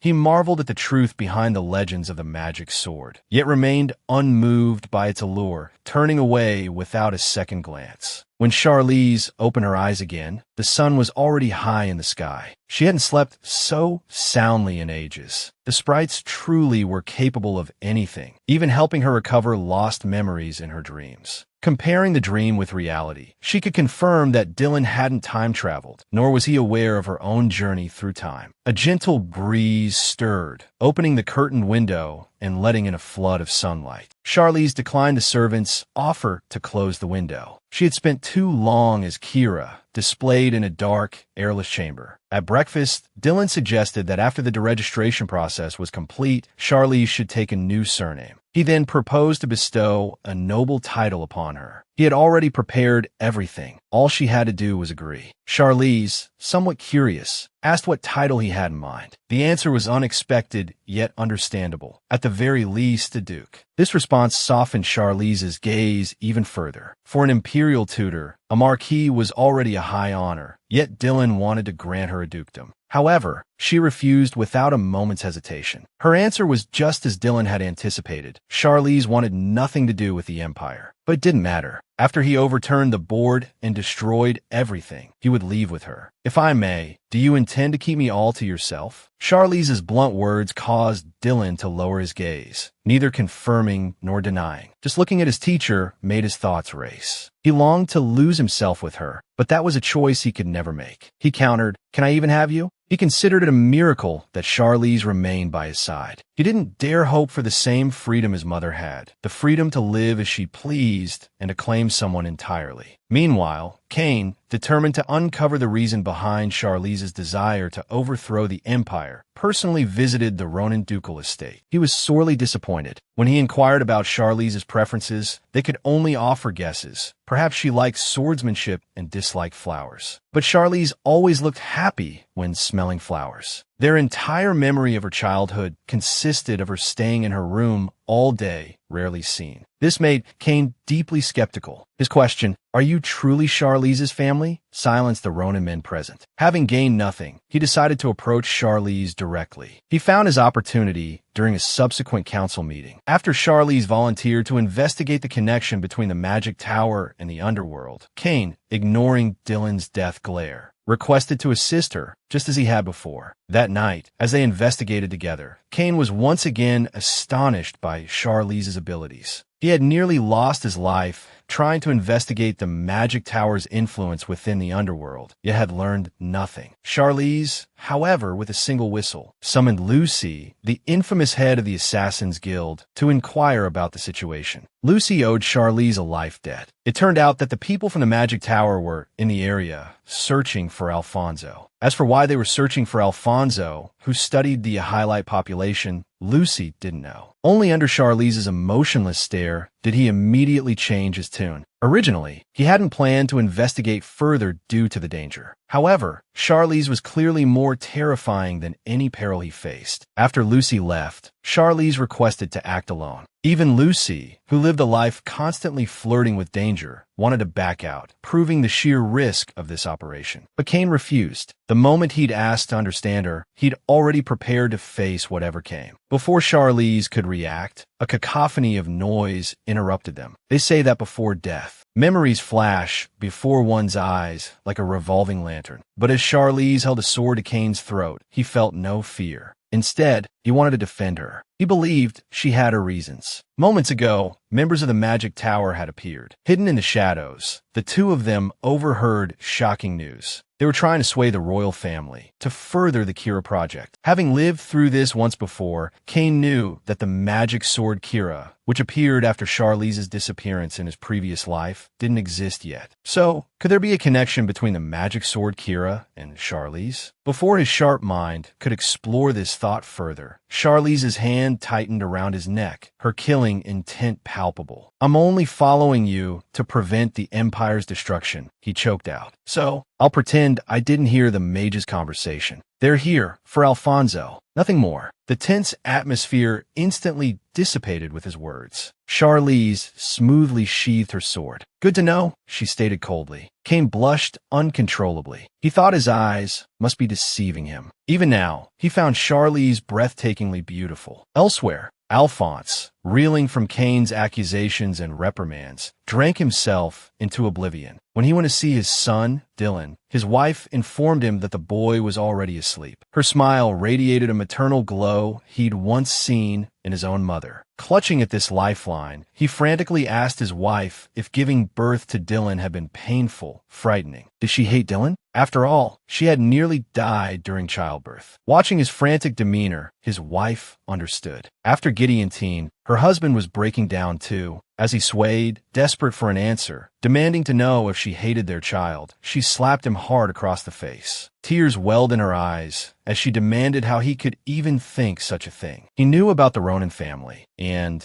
she had always believed it was an accident. She never imagined they would blame a child for their mother's death. Tears streamed down her face. As a mother, even though she had almost died, she had never resented her child. She would have willingly given her life. Children are born carrying their parents' hopes and love. The thought of her own child subjected to such treatment from the Ronan family cut her to the core. She believed Alphonse, now a father himself, would understand. Alphonse dredged up a deliberately blurred memory from his childhood. He saw his mother refusing the option of a safer, but potentially less impactful birth. He thought his mother must have loved Charlize to give up her chance at survival. Standing outside the door, Duke Ronan also remembered his wife's anticipation during her pregnancy. If it was a girl, they would name her Charlize, meaning happiness. If a boy, Shane, meaning son. They simply wanted their child to be happy and achieve great things. Charlize wasn't worried about Cain knowing that Kira was a forged magic sword. The idea of forging a person into a magic sword was too unbelievable. It would be difficult for him to investigate further. Compared to Cain, she was more concerned about being discovered by Dylan, the dangerous man who had, without changing expression, made his father swallow a fragment of a highlight. Yet, even so, she couldn't draw her sword against Dylan as she had against Cain. Since Dylan's ascension, he had been pushing forward according to his own vision. Under his rule, the Empire's political and economic landscape had flourished, reminiscent of its golden age. Even if he declared war, the citizens would eagerly respond. But they didn't know that what awaited them was defeat and death. Ultimately, the Empire would slowly crumble. Watching Dylan eloquently discuss his war plans, Charlize had to admit their flawless design. After all, Dylan murmured, a flicker of pride in his eyes. Before I returned, conquering these two territories took 200 years. I truly am the most exceptional emperor. You're truly exceptional, teacher.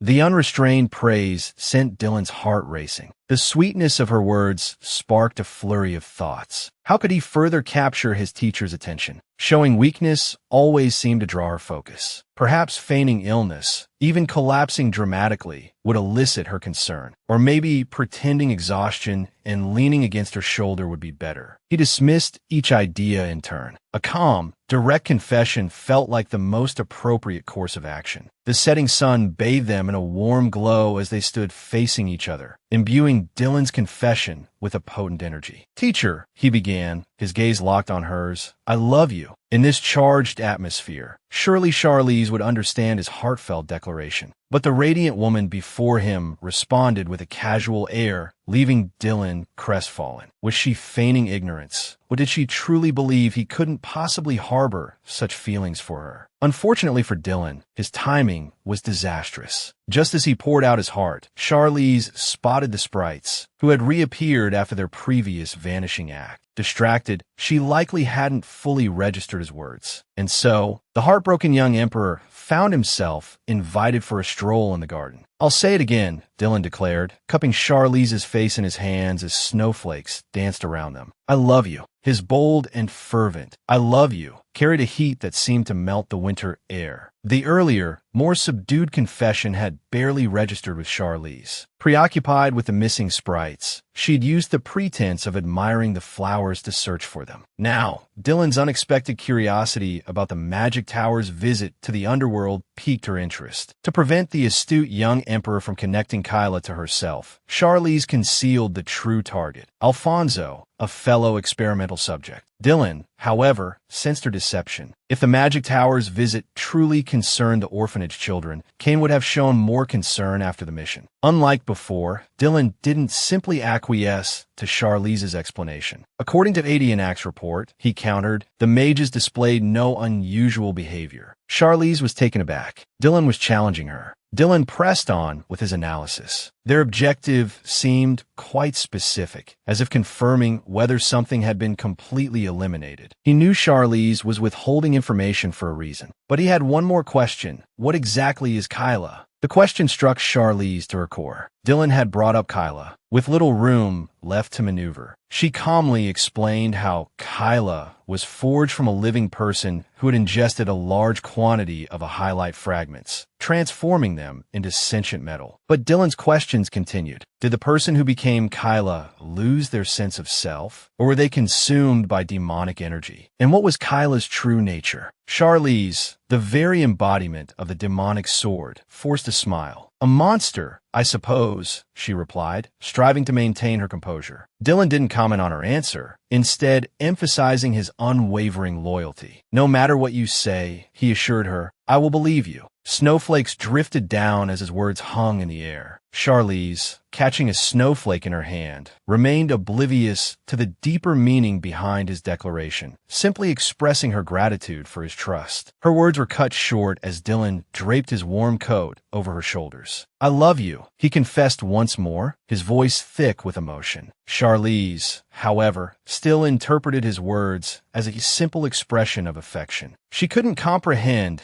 that he had foreseen this day from the moment they met, when Dylan was still a child, resistant to opening his heart. But Charlize's gentle persistence had chipped away at his walls. From the day he accepted her unwavering dedication, Dylan had strived tirelessly to claim the throne. He had always given his all for her, holding nothing back. He had always strived. His voice trembled as he spoke. Why? He asked, his voice filled with anguish and longing. Don't you understand me? His slender fingers brushed against her stunned face. I love you, he confessed, his voice heavy with sincerity. I love you. Charlize considered herself a master manipulator, yet she found herself caught in her own game. She had intended to use Dylan's love for her own ends, but now, faced with his genuine confession, she was utterly at a loss. One thing was certain. Dylan wasn't giving up on his pursuit of Charlize. While giving her time to consider, his methods became increasingly overt and passionate. A portrait of Charlize arrived. The maids marveled at the artist's skill. Just looking at it, one could feel the artist's love for Charlize. Charlize herself was stunned. As the magic swordsman Kira, she had seen this painting before, though the subject should have been the 7th imperial consort. The signature in the bottom right corner, after Dylan's supposed death, had been confirmed to belong to the genius painter himself. Now, this testament to his love was presented to her. She considered for a moment, then decided to hang the portrait above the piano he was teaching her to play. The first step was always the hardest. Now that Dylan had made his move, she would no longer hide her affections. The next day, Dylan, arriving to give Charlize her piano lesson, immediately noticed the love letter Charlize was reading. A plan formed in his mind. He stopped the servant who was about to leave. With a gentlemanly bow, he inquired whether Charlize would feel pressured if someone were to openly court her. No one noticed the devious smile that flickered across his face when she answered in the negative. He straightened, taking Charlize's hand, and declared in a cheerful voice, I doubt any noble would dare show affection to the woman the Emperor is pursuing. This domineering statement left the maids, forced to witness this display of affection, blushing furiously. Charlize, however, didn't understand that he was expressing his jealousy. The melodious piano music created a harmonious atmosphere between them. But then, Dylan abruptly changed the subject. But is it all right if I call you Charlize sometimes? The sudden intimacy made Charlize uncomfortable. She nervously brushed him off, telling him to do as he pleased. Thankfully, a servant arrived with their meal, rescuing her from the awkwardness. She stared in surprise at the dish prepared especially for her. It brought back memories of her childhood. Back then, this fruit had been her favorite, but the servants, taking advantage of her vulnerability, had brazenly eaten the fruit themselves, telling her afterward that it had been quite delicious. How did Dylan know? As Dylan fed her a piece of the fruit, those once bitter memories warmed with his presence. Even the unpleasant memories of her time in Paran were now tinged with a nostalgic sweetness. There were many theories about the origins of songs, but Dylan believed in only one, that they were created to seduce. And he had written a song for Charlize. He played it for her during their lesson. The beautiful melody, devoid of any falsehood, conveyed the depths of his heart. Charlize understood his sincerity. Dylan truly loved her. Thanks to Dylan's deliberate pronouncements in front of the maids, rumors of the emperor's open pursuit of the imperial tutor had begun to spread. Naturally, the rumors reached Cahul's ears. He had long suspected Dylan's affection for Charlize. But why did it make him feel so uneasy? Lost in thought, his sword was knocked from his hand by his sparring partner. As a knight, he should never let go of his sword. He had fallen for Charlize, hadn't he? Not long after, at the awards ceremony celebrating the successful suppression of the rebellion, they met again. Charlize's subordinates all received awards, but she, who had contributed the most, received none. Those perceptive enough, like Cahul, understood. This was a deliberate move by the emperor to emphasize Charlize's paramount importance. This deviation from the course of events in her past life made her sense danger. Stopping Charlize, who had just finished congratulating him, Cahul spoke seriously. "I hope you won't get too close to His Majesty." He couldn't deny his personal feelings were involved, but for both personal and professional reasons, he had to say it. Although he is very attractive, official matters are more important. To Charlize, these words were both a confession and a warning. "Such directness," she teased playfully. "How very like you." What she didn't say was that she had no intention of heeding his warning. She quickly excused herself from Cahul. After all, the Selena Empire's envoy would be arriving soon, and she needed to prepare to receive them. With no senior female members of the royal family present, Charlize acted as hostess. The Selena envoy, famed for their diamond mines, presented her with a welcoming gift, an exquisite diamond necklace. As a matter of courtesy, Charlize graciously accepted. But later, at the banquet, Dylan, preoccupied as he should have been with other matters, appeared nonetheless. He'd come bearing a diamond necklace, eager to present it to her. 8 deep blue diamonds formed the centerpiece, surrounded by a constellation of smaller stones that made the entire box shimmer. Logically, Dylan should have known that the emissaries had already gifted her a diamond necklace. This should have aroused Charlize's suspicion. As if anticipating her thoughts, Dylan explained. He had given her a necklace for her birthday previously and hadn't intended to give a similar gift again. However, he felt that any gift he gave her had to be more precious than anyone else's. The man's competitive spirit confounded. Dylan wanted Charlize to experience only the most beautiful things, to witness only beauty, to hear only the most enchanting words, because she was the most precious person to him. As he spoke these tender words, Dylan's hands weren't idle. He personally fastened the necklace around Charlize's neck. And Charlize, whose mind had been frequently troubled by Cahul's dangerous pronouncements, found a strange peace in this moment. Looking at Dylan before her, all her anxieties seemed to dissipate. She couldn't understand, though. Dylan was as gentle as ever, yet something felt different now. Spread the word quickly. Charlize kissed Dylan. Apparently, after the banquet, the beloved young emperor invited Charlize to view the beautiful scenery of the icy courtyard that night. The silver-clad branches and vines filled Charlize with wonder, though she lamented that the beauty would fade with the passing of winter. Dylan immediately offered to have preservation magic cast upon them, so they would never melt, even though Charlize argued that the fact that all things must eventually end was what made them so beautiful, and refused the offer. However, Dylan's compliment, "I don't see any so-called end in you," convinced her to reconsider. Witnessing his pursuit of love accelerating at an astounding pace, one could only sigh and acknowledge his genius. A genius in every aspect, it seemed. This topic of eternal beauty, however, sparked Charlize's curiosity about what Dylan had thought when he first met her. Dylan, having learned the art of playing hard to get, countered with a question. "Do you want to hear the truth or an answer that will please you?" Charlize, with a rare touch of girlish willfulness, replied, "Can I hear both?" Dylan quickly adopting an expression of exasperated fondness as he addressed her by name. "If you reciprocate my love, I'll tell you both answers." Charlize didn't respond, and Dylan didn't press her, gently leading her further into the mystery. But Charlize, who had finally understood her own heart, yet couldn't respond, felt a sharp pang of pain. Driven by her quest for revenge, she had always been wary of love, even using Dylan to achieve her goals. Despite this, Dylan remained unfazed, continuing to shower her with love and respect and supporting her revenge plan. Watching the gentle man before her, who wouldn't hesitate to lower his noble form even for something as trivial as her untied shoelace. She lifted his chin, while he was momentarily stunned. She leaned in and gave a firm, fleeting kiss. A delicate blush colored both their faces. Dylan, recovering his wits, wouldn't miss this golden opportunity. Turning passive to active, he stood, pulled Charlize into his arms, and kissed her lips, the very lips that haunted his dreams. Charlize allowed herself to be swept away. After all, this man was willing to overthrow his own empire, to accompany her on her quest for revenge without condition. What harm was there in falling in love? Time, or whoever dictates its passage, seemed to blur. When Charlize gently pushed Dylan's enraptured face away, a flicker of confusion crossed his features. "You didn't like that?" Clutching Dylan's clothes, Charlize denied it. "That's not it." She wanted to tell him that she felt the same way about him. Dylan's heart melted, while her words weren't quite a confession. It didn't matter if she wasn't completely certain. He would fill the cracks in her heart himself. Lowering his gaze, he playfully whispered, his arms still around her, "I command you to come to my chambers tomorrow night with champagne. We'll watch the fireworks together." Looking at the man before her, Charlize understood perfectly. He was using the fireworks as an excuse to spend the night with her. Where did such an understanding young man come from? An unmarried man and woman were about to embark on a magical night together. A sprite, ever so thoughtful, offered Charlize some sprite dust, hoping to enhance her special night. Charlize declined, however, because, rather than relying on external forces to advance her relationship with Dylan, she preferred to experience it with her truest self, to confirm her feelings. But the mention of sprite dust reminded her of the dream she'd had when she last used it, the dream where Dylan had yearned for Kyla. "Why did you make me have that dream?" Charlize wondered aloud, her question directed at the sprites and the ominous smoke. Their response was cryptic, hinting at destiny and their duty to protect her fate. But Charlize, resolute as ever, refused their help. "It doesn't matter," they seemed to say, "because everything is destiny." Charlize, however, pressed them, desperate to understand the meaning behind their words. The sprites vanished once more. The following evening, as promised, Charlize went to Dylan's room to watch the fireworks. Dylan, his affections seemingly accepted, was ready to reveal his true first impression of Charlize. The honest version, he confessed, was that from the moment he saw her, he knew they were kindred spirits. The more romantic version, however, was that in a single glance, he felt a sense of predestined fate. As he spoke, a wistful look came over him, lost in the memory of that moment when he knew she was meant to be his. Just as he finished speaking, the fireworks began to erupt outside.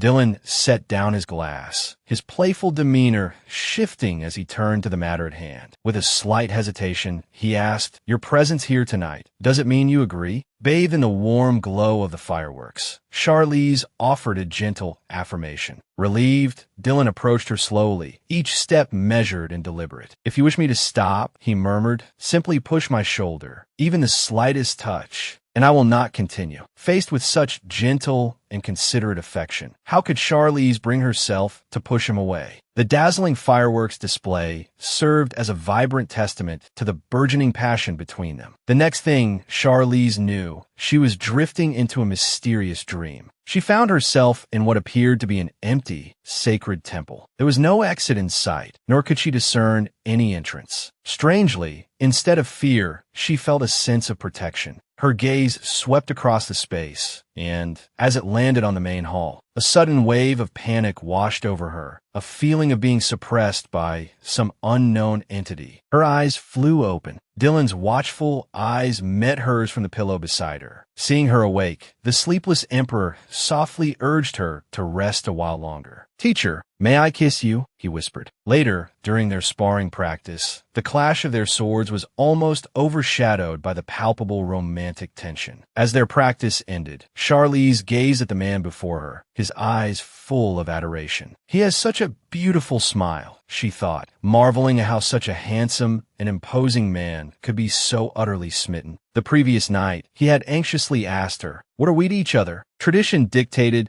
that an emperor could not have a lover. If the woman was of low standing, she would be a hidden mistress. If she were of noble birth, she would become an empress or a concubine. But these conventions held little meaning for Charlize. When she finally declared, "We are lovers," Dylan's head snapped up. Like a puppy receiving a treat, his joy was uncontainable. He wanted to announce it to the world, to let the entire continent know of their relationship. Lost in the throes of love, Dylan blindly believed in its eternity, oblivious to the cool resolve in Charlize's blue eyes. For her, revenge remained paramount. Still, she mused, indulging in love occasionally wasn't so bad. The next day, Dylan's announcement of their relationship sent ripples of excitement through the city. In stark contrast to the general enthusiasm, Cahul was filled with a deep sense of foreboding. He knew Charlize would never be the empress the nobles envisioned. If her goal was truly Dylan, the announcement would have been of a betrothal, not a mere love affair. They disregarded the laws and customs, choosing to be lovers. And in this era of peace and stability, the emperor's personal knights, the Adenak, continued their rigorous training. All signs pointed to Dylan having no desire to be a wise ruler. Coupled with Charlize's strange behavior during several missions, Cahul was certain she was plotting something. Cahul tried to shake off these troubling thoughts, reminding himself to forget her, just as she had asked. But the mere thought of her caused him a pang of heartache. Meanwhile, the cause of his pain was blissfully unaware, gazing at Dylan with eyes brimming with affection. She understood Dylan's feelings. After all, they had agreed the previous night to spend all their free time together. But afterward, Dylan hadn't touched her. Lost in thought, she walked over and, rising on tiptoe, placed a comforting kiss on his lips. "Just try to bear with this for now," she murmured, only to be enveloped in a tight embrace by the clingy Dylan. He nuzzled against her, whimpering softly, his desires clearly unsated. He wanted more, another taste of their newfound intimacy. What ordinary couples enjoyed, Dylan and Charlize would have too. Matching outfits, a romantic opera dinner. It was all being arranged, a whirlwind of affection orchestrated by the love-struck emperor. Before the sun dipped below the horizon, they strolled through a magnificent forest bathed in the warm hues of sunset. The endless golden light painted the trees in a romantic glow, creating a breathtaking backdrop for their burgeoning love. It was a moment Charlize would cherish forever. But for Dylan, it wasn't enough. He gazed at her with an intensity that spoke volumes. "There's so much I want to do with you," he confessed, his voice thick with emotion. "So many memories to make, so many places to see together." Charlize responded calmly, "There's no rush. We could do them all one by one." But despite her reassuring words, Dylan remained silent, his gaze fixed on her, a flicker of anxiety in his eyes. He felt a sense of urgency, a fear that if they didn't seize the moment,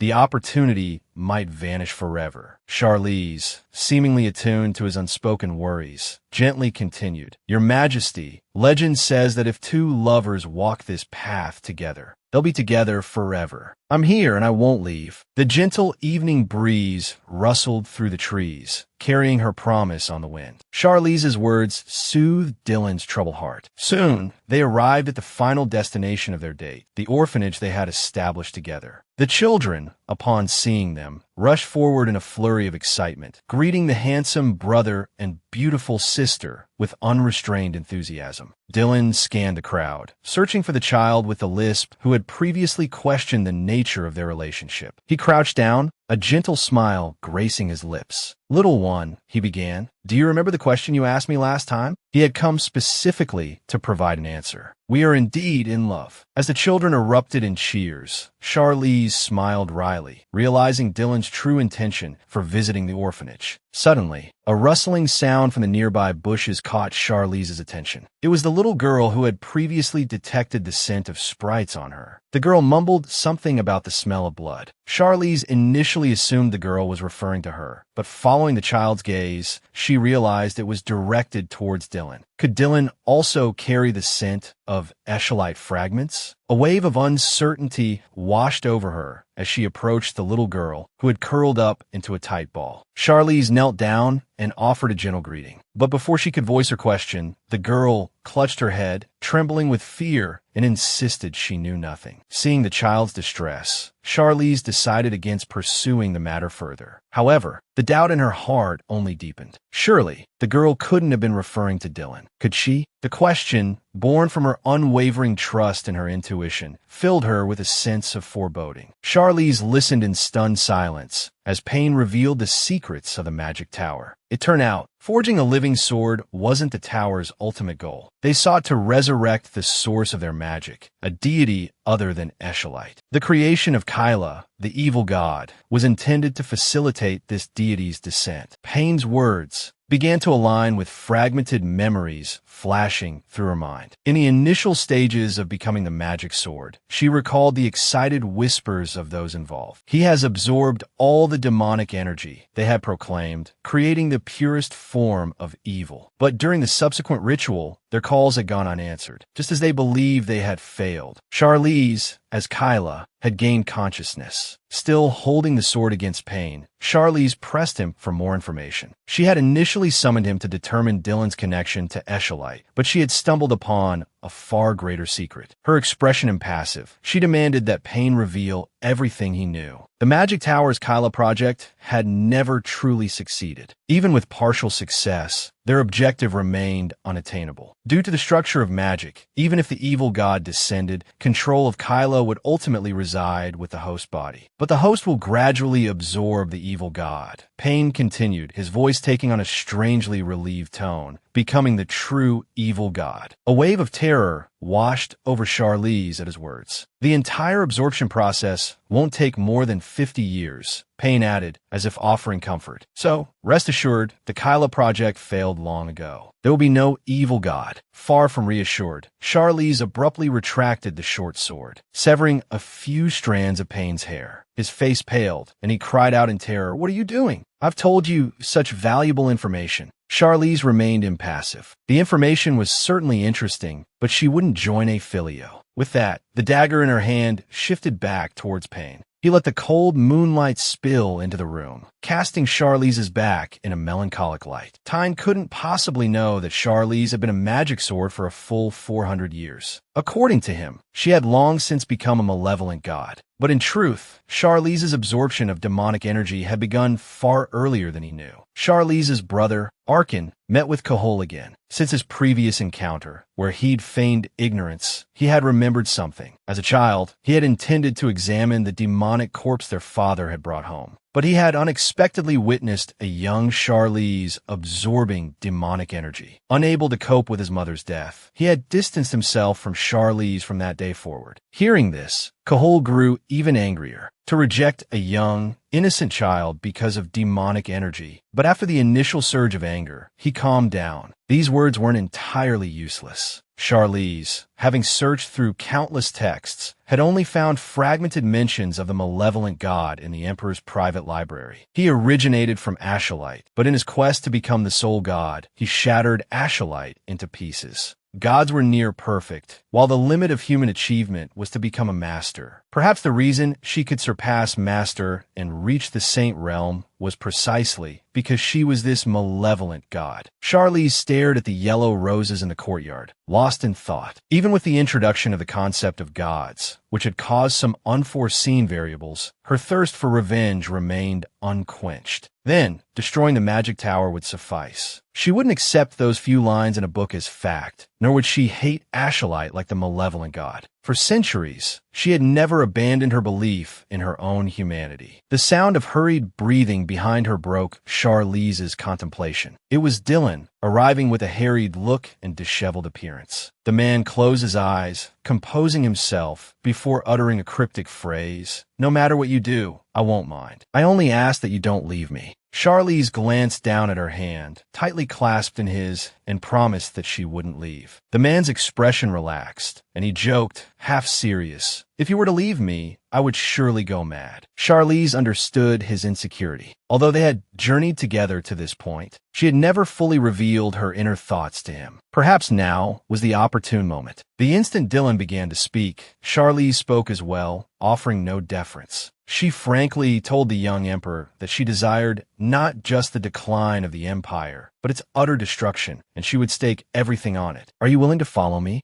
Dylan didn't hesitate. He took Charlize's hand, kissed it, and vowed that whatever she desired, he would make it happen, even if it cost him his life. Late that night, Lucy, the head of the assassination guild, once again acted as a courier, delivering Payne's letter to Charlize. Payne, it turned out, had been tracked by the magic tower and was forced to flee. He needed to tell her one last piece of information vitally connected to her past. Charlize looked at the letter, hesitant to meet with Payne. She wanted to unravel the remaining mysteries, but would knowing everything truly bring happiness? If she didn't uncover the truth, she might never be able to fulfill her plan to destroy the Empire and the Magic Tower. Thinking of the man devoted to following her, Charlize felt a flicker of hope. Once she achieved her revenge and assuaged her grief, could they then spend the rest of their lives together? Lost in thought, she tore up the letter, and Payne was once again transported before her. Just moments before, Dylan had held his beloved close, whispering sweet nothings, secretly rejoicing that he had finally reached her heart. He was unaware that after he fell asleep, his love had already resolved to abandon him. Rewinding to the previous night, the troublemaker Payne had appeared, revealing the reason he was so determined to recruit Charlize into a filio. It turned out that at the tender age of 13, Charlize had submitted a flawless academic thesis, applying to become the 13th prince's tutor. And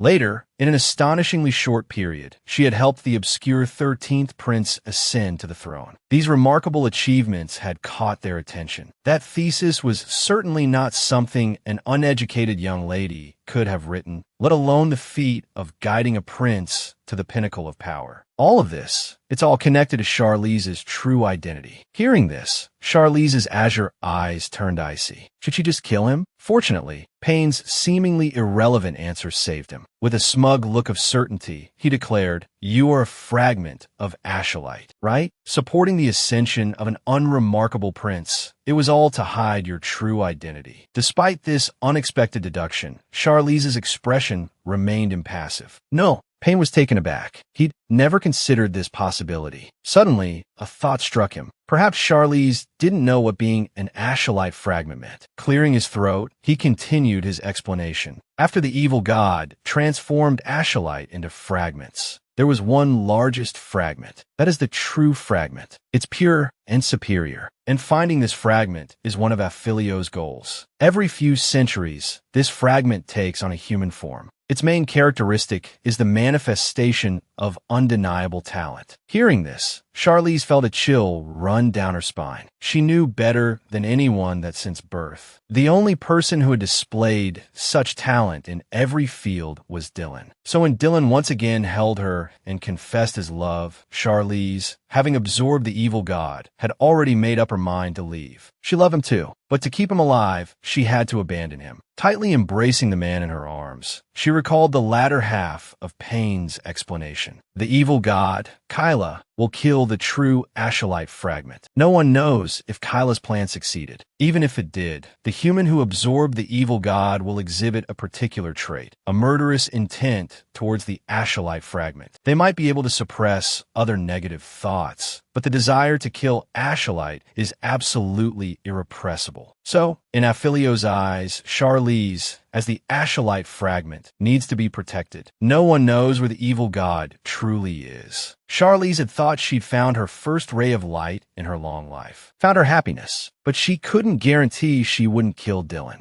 because she hated everything and everyone that had turned her into Kyla. Stroking Dylan's peaceful, sleeping face, Charlize thought painfully, even if she left Dylan as the noble and holy Ashulite fragment, would eventually overcome his pain and find happiness again. Charlize, abandoning Dylan in the name of love, had already set a departure date with Payne, but still clinging to a sliver of hope, she asked, if the true fragment leaves, will the evil god truly be unaffected? Payne surmised that it would be, because the closer they are, the stronger the killing intent. Charlize thought back on the past 6 years they'd spent together, and finally severed her remaining hope. During combat practice, Dylan, like the suppressed Ashulite fragment, had never won, and Dylan was always unguarded in front of her. If she had the intent to kill, then any moment would be the perfect opportunity. She envied the orphaned children, the experimental subjects. Pitiful as they were, they didn't carry the aura of the evil god. And herself, having become the vessel of the evil god, she didn't know if it was a curse or something else entirely. After bidding farewell to pain, she went to the library. Before leaving, she would destroy all the materials related to the Kyla project, eliminating any possibility of the experimental subjects mentioned in the documents harming Dylan. As for the Duke's mansion, there was no need to return. She had nothing left there to hold on to.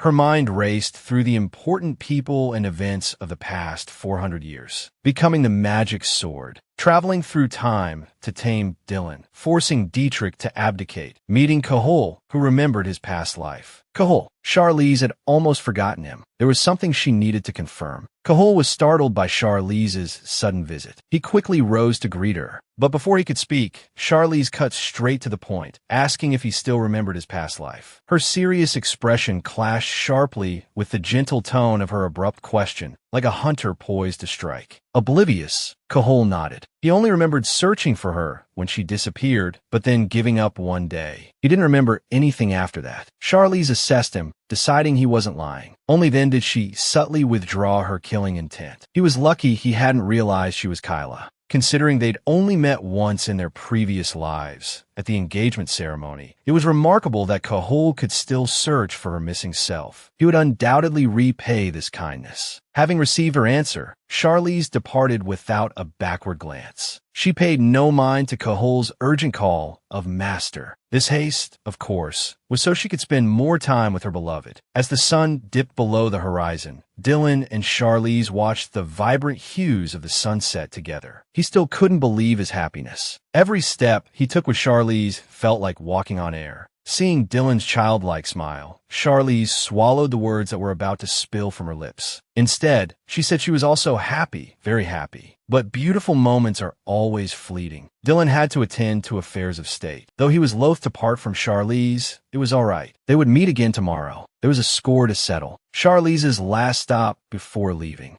was the prison holding dysentery the first.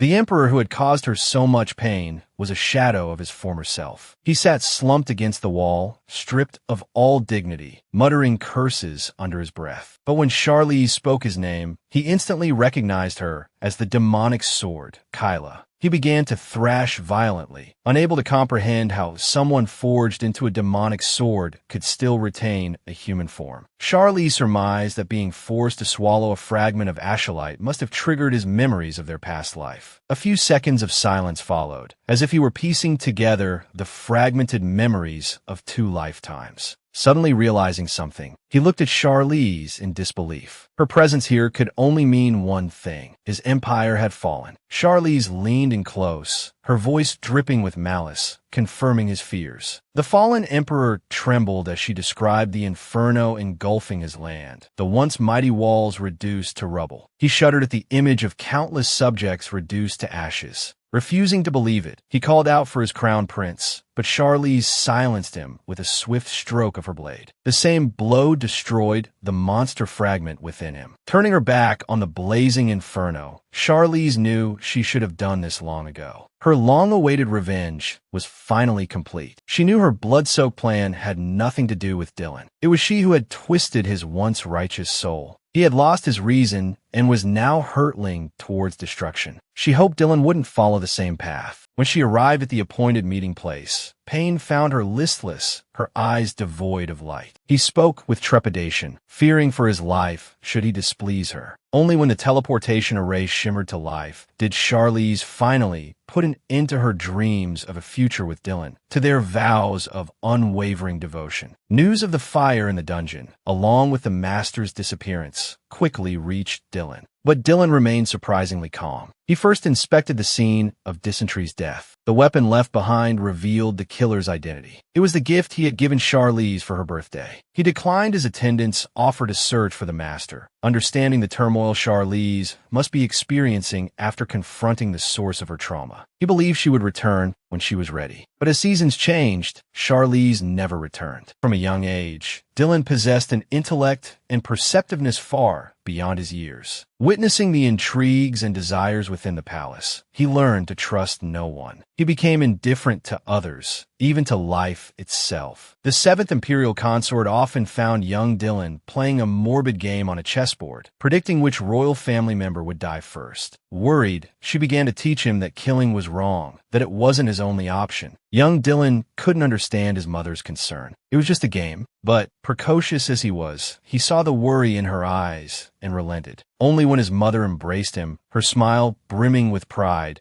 did the endless weariness Dylan concealed behind his innocent facade become apparent. Then Charlize appeared. He saw through her carefully crafted presentation at once. It was designed to capture his attention. He was puzzled, though. This person clearly had simpler paths to prominence. Why the elaborate ruse to get close to him? As they interacted, he discovered that this teacher wasn't just erudite, but possessed remarkably prescient insights. More importantly, she saw through his boredom, his utter ennui with a life devoid of meaning. The moment his pretense was shattered, a deep yearning surged through him. He wanted to possess her. Dylan chose to surrender to fate, willingly sinking into the mire that was Charlize. A dark possessiveness began to fester within him. The mere sight of another man offering Charlize a handkerchief was enough to make him want to sever the offender's hand. Yet, when his gaze met Charlize's, only a warm smile graced his features. The sinister thoughts were buried deep, growing ever larger in the shadows. He wanted Charlize to belong solely to him. He even entertained the twisted notion of preserving her as a specimen, or perhaps possessing her completely, branding her as his own, leaving no room for another's covetous glance. Just as these warped desires threatened to overwhelm him, Charlize offered herself to him, body and soul. He thought, this is taming. Every day that followed was filled with bliss and contentment, until he was abandoned in the frigid depths of winter. At first, he remained steadfast in his belief that she would return. They had made vows, after all. When spring arrived, he launched his campaign, armed with the war plans they had devised together. His first thought upon his triumphant return was to celebrate with Charlize. But he was met only with an echoing emptiness. He reasoned that she would surely be back by summer. He filled her wardrobe with summer garments, meticulously chosen in anticipation of her arrival. Yet, as the season changed and the unsold finery was cleared away, his mistress remained absent. Day after day, through autumn, he yearned for winter. Surely, she would return then. It would be cold. He would need to commission winter attire for her. But 3 winters came and went, and still she did not return. Alone in the room that no longer held the faintest trace of Charlize's presence, Dylan replayed her promises of unwavering devotion over and over. Only then did he accept the truth. Charlize had tamed him, only to abandon him. The agony of rejection brought tears to his eyes, but tears would not be his undoing. His resolve to possess her only hardened. She had abandoned him, and he would follow her own teachings, seizing what he desired by any means necessary, no matter the cost. The pure-hearted lover had fallen, giving rise to a chilling, monstrous obsession. After 3 years of waiting in vain, he finally issued the command to find his faithless lover. He ordered his knights to bring her back, even if it meant their deaths. Meanwhile, Charlize, the object of his search, had risen through the ranks to become the backbone of Affilio. She led them in dismantling one magic tower stronghold after another, turning the hunters into the hunted. One such stronghold, having received warning, hadn't even begun to evacuate before Charlize, single-handedly and with ruthless efficiency, wiped them out. But as she ventured deeper into the subterranean complex, she stumbled upon a horrifying scene. Countless civilians were imprisoned. It seemed the evil god's magic wasn't enough for the denizens of the magic tower. They were abducting ordinary people to extract their magical essence. Whether in this life or the last, the magic tower's methods remained utterly repugnant. The anguished cries of the imprisoned civilians drew Charlize back to the present. They were still alive, but their existence was a torment. With their last breaths, they begged Charlize for a merciful end, and no one could empathize with these civilians more than Charlize. With a heavy heart, she granted their pleas, knowing their deaths would not be in vain. The magic tower would fall, In the 3 years that had passed, the branches of the magic tower had been all but eradicated. It was time to destroy the trunk. Gazing out the window, Charlize reflected on her years in exile. She had expected the separation from Dylan to be agonizing, but the pain had subsided surprisingly quickly. Perhaps it was because she had poured all her energy into her vendetta. But he could have easily sent someone to track and monitor Dylan. Yet he did nothing. Perhaps Dylan had already forgotten him. That, of course, was a fleeting thought. He was quickly proven wrong by urgent intelligence from his subordinates. 3 years later, hearing Dylan's name again, and in connection with funding the inevitable collaboration between both sides of the Magic Tower, Charlize's face darkened. He couldn't fathom Dylan's intentions. But if left unchecked, the tragedy of Project Kyla would repeat itself, and the Magic Tower, bolstered by royal support, would undoubtedly become an unstoppable force. He quickly devised a plan to break the deadlock. If a collaboration was to occur, the Magic Tower's higher-ups would have to appear in person. And if they seized that opportunity, they could annihilate the Magic Tower. Although risky, it was a golden opportunity worth taking. Dylan, now completely consumed by his obsession, searched the bookshelves his teacher had frequented, looking for any trace of him. He discovered that Charlize had only browsed forbidden books related to Ashlyte. Though he didn't know the reason, anything related to Project Kyla ignited Dylan's fury, as if the project had already succeeded. But why?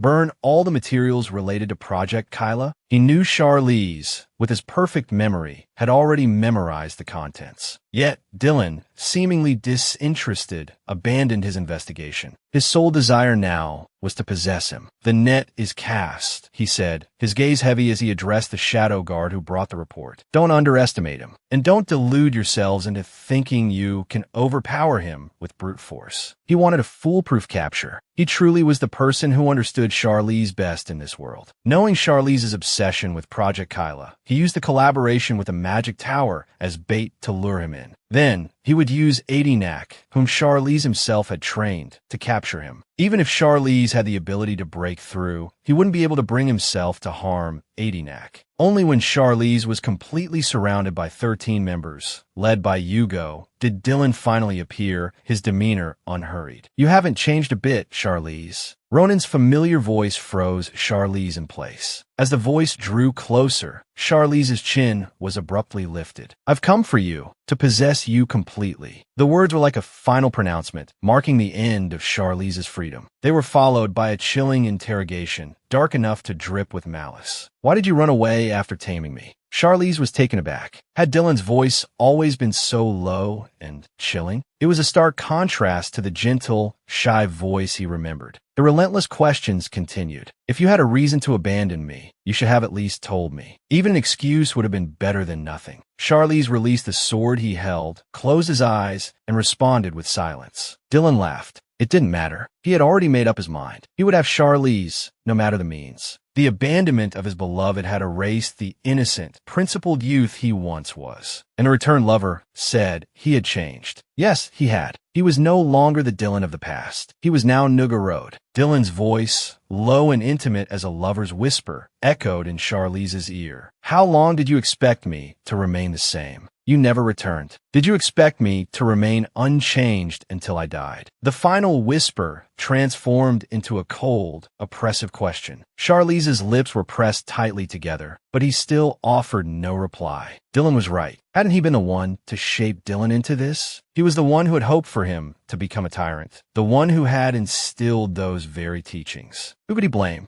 But what puzzled him was how the pure, untainted fragment of Ashlyte could exude such a dark aura, as if corroded by a black miasma. Before he could understand, Dylan ordered the Affilio members to be imprisoned. He didn't kill them immediately, but Charlize shouldn't breathe a sigh of relief just yet. After all, everyone had witnessed how he had treated Ferdy. This blatant threat shocked Charlize. Wasn't this condemning them to hell? Dylan simply stared at Charlize, his gaze unwavering. "I was tamed by you," he said, "and that is not my fault. Ultimately, the Affilio members along with Charlize, were confined in a nearby hotel. Charlize was afforded VIP treatment, but he had no freedom. Charlize had tried to leave several times, but Dylan's 80 guards kept blocking her way. Though they trembled before her fierce presence, they showed no sign of yielding. Dylan finally arrived, intending to escort Charlize back to the palace. But Charlize's first words were a sharp question. How long did he intend to keep the Affilio people imprisoned? Dylan's initially warm expression turned instantly glacial. How could she brush him aside and concern herself with others? In the next instant, his tone softened. A gloved hand caressed Charlize's face as he murmured, "Let's go." The jarring shift made Charlize acutely aware that the Dylan she had once loved had irrevocably changed. Quickly weighing the situation, Charlize reasoned that since the magic tower had been mostly cleared out, complying with Dylan's wishes for now wouldn't hurt. But she hadn't anticipated Dylan's further demands. Possessive and obsessive. Don't speak to other men. Don't look at other men. Don't even think about other men. Only look at me. Only listen to me. Only care about me. For 3 years. 3 years had been long enough to mold Dylan into a man of unnerving patience. He stared at Charlize, unwavering without a word, until Charlize, unable to bear the suffocating silence, finally broke it. "Your Majesty, why are you looking at me like that?" Unfazed by the question, Dylan leaned closer, his own question a counterthrust. "Do you find the silence awkward?" Charlize, feeling exposed, retreated into silence once more. Dylan extended a hand, inviting her closer. Charlize could have refused, but her body seemed to have a will of its own. A moment later, she stood before him. "Can you bear my resentment?" Dylan asked, his hand on Charlize's forearm, his casual tone belying the sharp, pointed question. Charlize evaded it. "I've missed you too," she said, her voice sincere.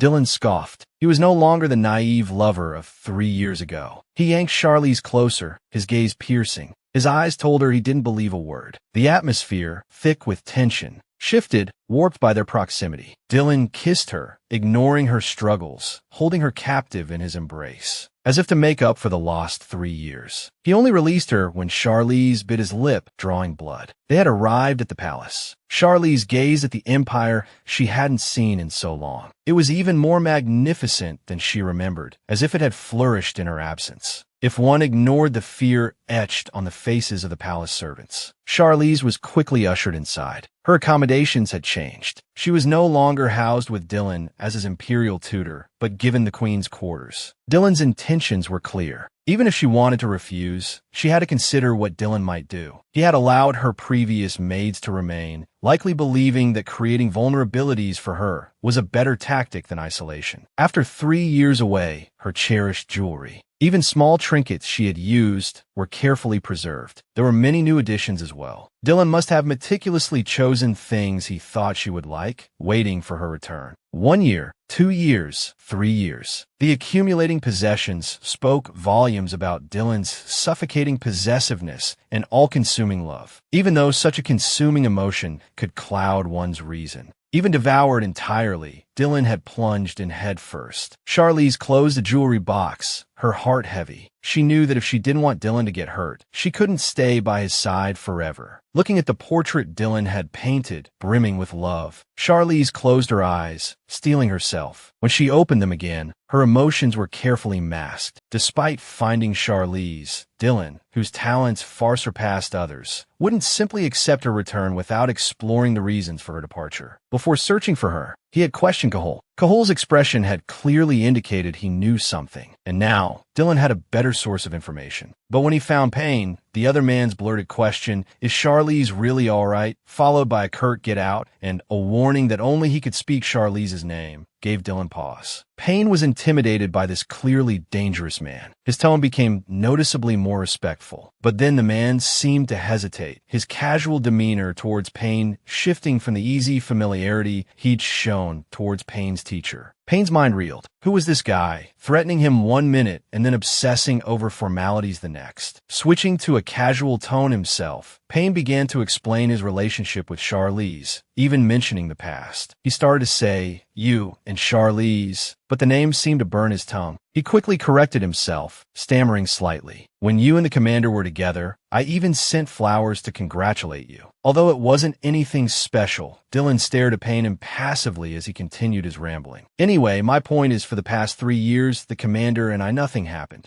I'm just a subordinate. Understand? Dylan remained silent. Even without Payne's explanation, he didn't think Charlize would ever look at him twice. Finally, Dylan revealed his true purpose. Why did you have Charlize join Affilio? Although Affilio used to be just a group researching Echolite, now it harbors failed test subjects from the Kira project. This question genuinely shocked Payne. Dylan not only knew they had approached and helped Charlize escape, but he also clearly understood the connection between Affilio and the Kira project. Unsure of what else Dylan knew, Payne chose a carefully crafted response, blending truth and lies. Charlize joined because of his strength, and to a certain extent, our goals align. It's mutually beneficial. Dylan's fingers, tapping lightly on the table, stopped. He clearly didn't believe him. He then dropped a bombshell, voicing his suspicion. Isn't it because Charlize was once a test subject of the Kira project? The soft-spoken question echoed in Payne's ears like a demonic whisper. Terrifying. This was a world away from the Emperor Charlize often spoke of. He just denied that Charlize was a Kira subject. After all, their investigation showed that Charlize had barely left his family estate as a child. If Charlize were a test subject and reached his current combat level, he would have had to consume the fragments from infancy. The fact that Charlize is still alive means he didn't undergo experimentation. There's no other possibility. Payne felt a flicker of guilt as he spoke. He wasn't exactly lying, just omitting the fact that he believed Charlize to be a true Echolite fragment. Dylan, his intellect razor-sharp, clearly took Payne's half-truth for a lie. Then let's bring out something that will make you tell the truth. With a wave of his hand, a file that made Payne's blood run cold was placed on the table. It contained information known only to insiders, including detailed records of his sister Lydia's time as a test subject. She hadn't survived the ordeal, dying a tragic death. Looking at the horrific records, Payne trembled uncontrollably. And yet, this man with the angelic face made a devilish offer. He would exchange his sister's remains and the names of those responsible for her suffering for information. He wanted to know everything. Not a single detail could be left out. In stark contrast to this grim scene, the Empress's chambers were bright and cheerful. Mary, the maid, was brushing Charlize's hair. She chattered about the public's opinion of Dylan during Charlize's absence. Nobles and commoners alike were praising Dylan as the first true saintly emperor. Most importantly, in Charlize's absence, Dylan hadn't been involved with any other women. Hearing this, Charlize couldn't help but think, was Mary always this talkative? Charlize walked over to the window, gazing at the tranquil, starlit sky. He suddenly remembered the day Dylan played the piano, and he sang. Despite the passage of time, the sky remained unchanged. A sudden knock echoed through the room. Before Charlize could react, Dylan had pulled him into a tight embrace. He'd obviously overheard Charlize's murmur. He whispered in his ear, "Wasn't it you who ruined the memory of that day?" He then kissed Charlize's hair. "Tonight, you must stay by my side." His words were both seductive and possessive. Charlize turned, looking up at the man who now towered over him. He roughly grabbed Dylan's shirt, pulling him down for a deep kiss. The grieving Duke Rohan had finally been reunited with his wife, lost for so many years. But he wept like a child. After the eldest daughter-in-law's painful accusations, they were already filled with regret. But before they could make amends, news arrived of Charlize's disappearance. From that point on, the men of the Rohan family were utterly broken. Even when their retainers brought his close friend, Princess Kanine, to him, Duke Rohan was still only worried about what Rachel would think of him if she knew. He was completely oblivious to the fact that the person he had wronged the most was his own daughter. Unable to bear watching her friend continue to numb himself with alcohol, Duchess Kanine reluctantly told Duke Rohan about the Rohan family heirloom, a dream artifact crafted from Echolite tears, capable of allowing one to meet departed souls in their dreams. But the prerequisite for its use was for the user to pull themselves together after death. And so, the opening scene came to pass. His wife, as gentle as ever, softly wiped away his tears while speculating about their children's lives. Arkan must have become the captain of the Royal Knights by now. Had he perhaps found someone he loved? How was Dante doing? Duke Rohan answered each question. Rachel beamed with pride for her sons. Then, Rachel excitedly asked about their youngest, their daughter, Charlize. She looked just like him, so she must be very popular. Had she, like him, entered the academy and perhaps met someone special? At parties, did her two older brothers vie to be her dance partner? Duke Rohan was speechless. Tears streamed down his face. Rachel didn't resent Charlize at all. She loved her. Guilt crushed him. He covered his face, sobbing, unable to look at Rachel as she recounted the absurd things he had done. He had never held his daughter, never called her by name. He had even blamed her for his wife's death. He hadn't hired tutors for her, hadn't helped her make friends, hadn't given her a single gift. He had ruined her. Rachel froze, incredulous. She clung to the hope that her husband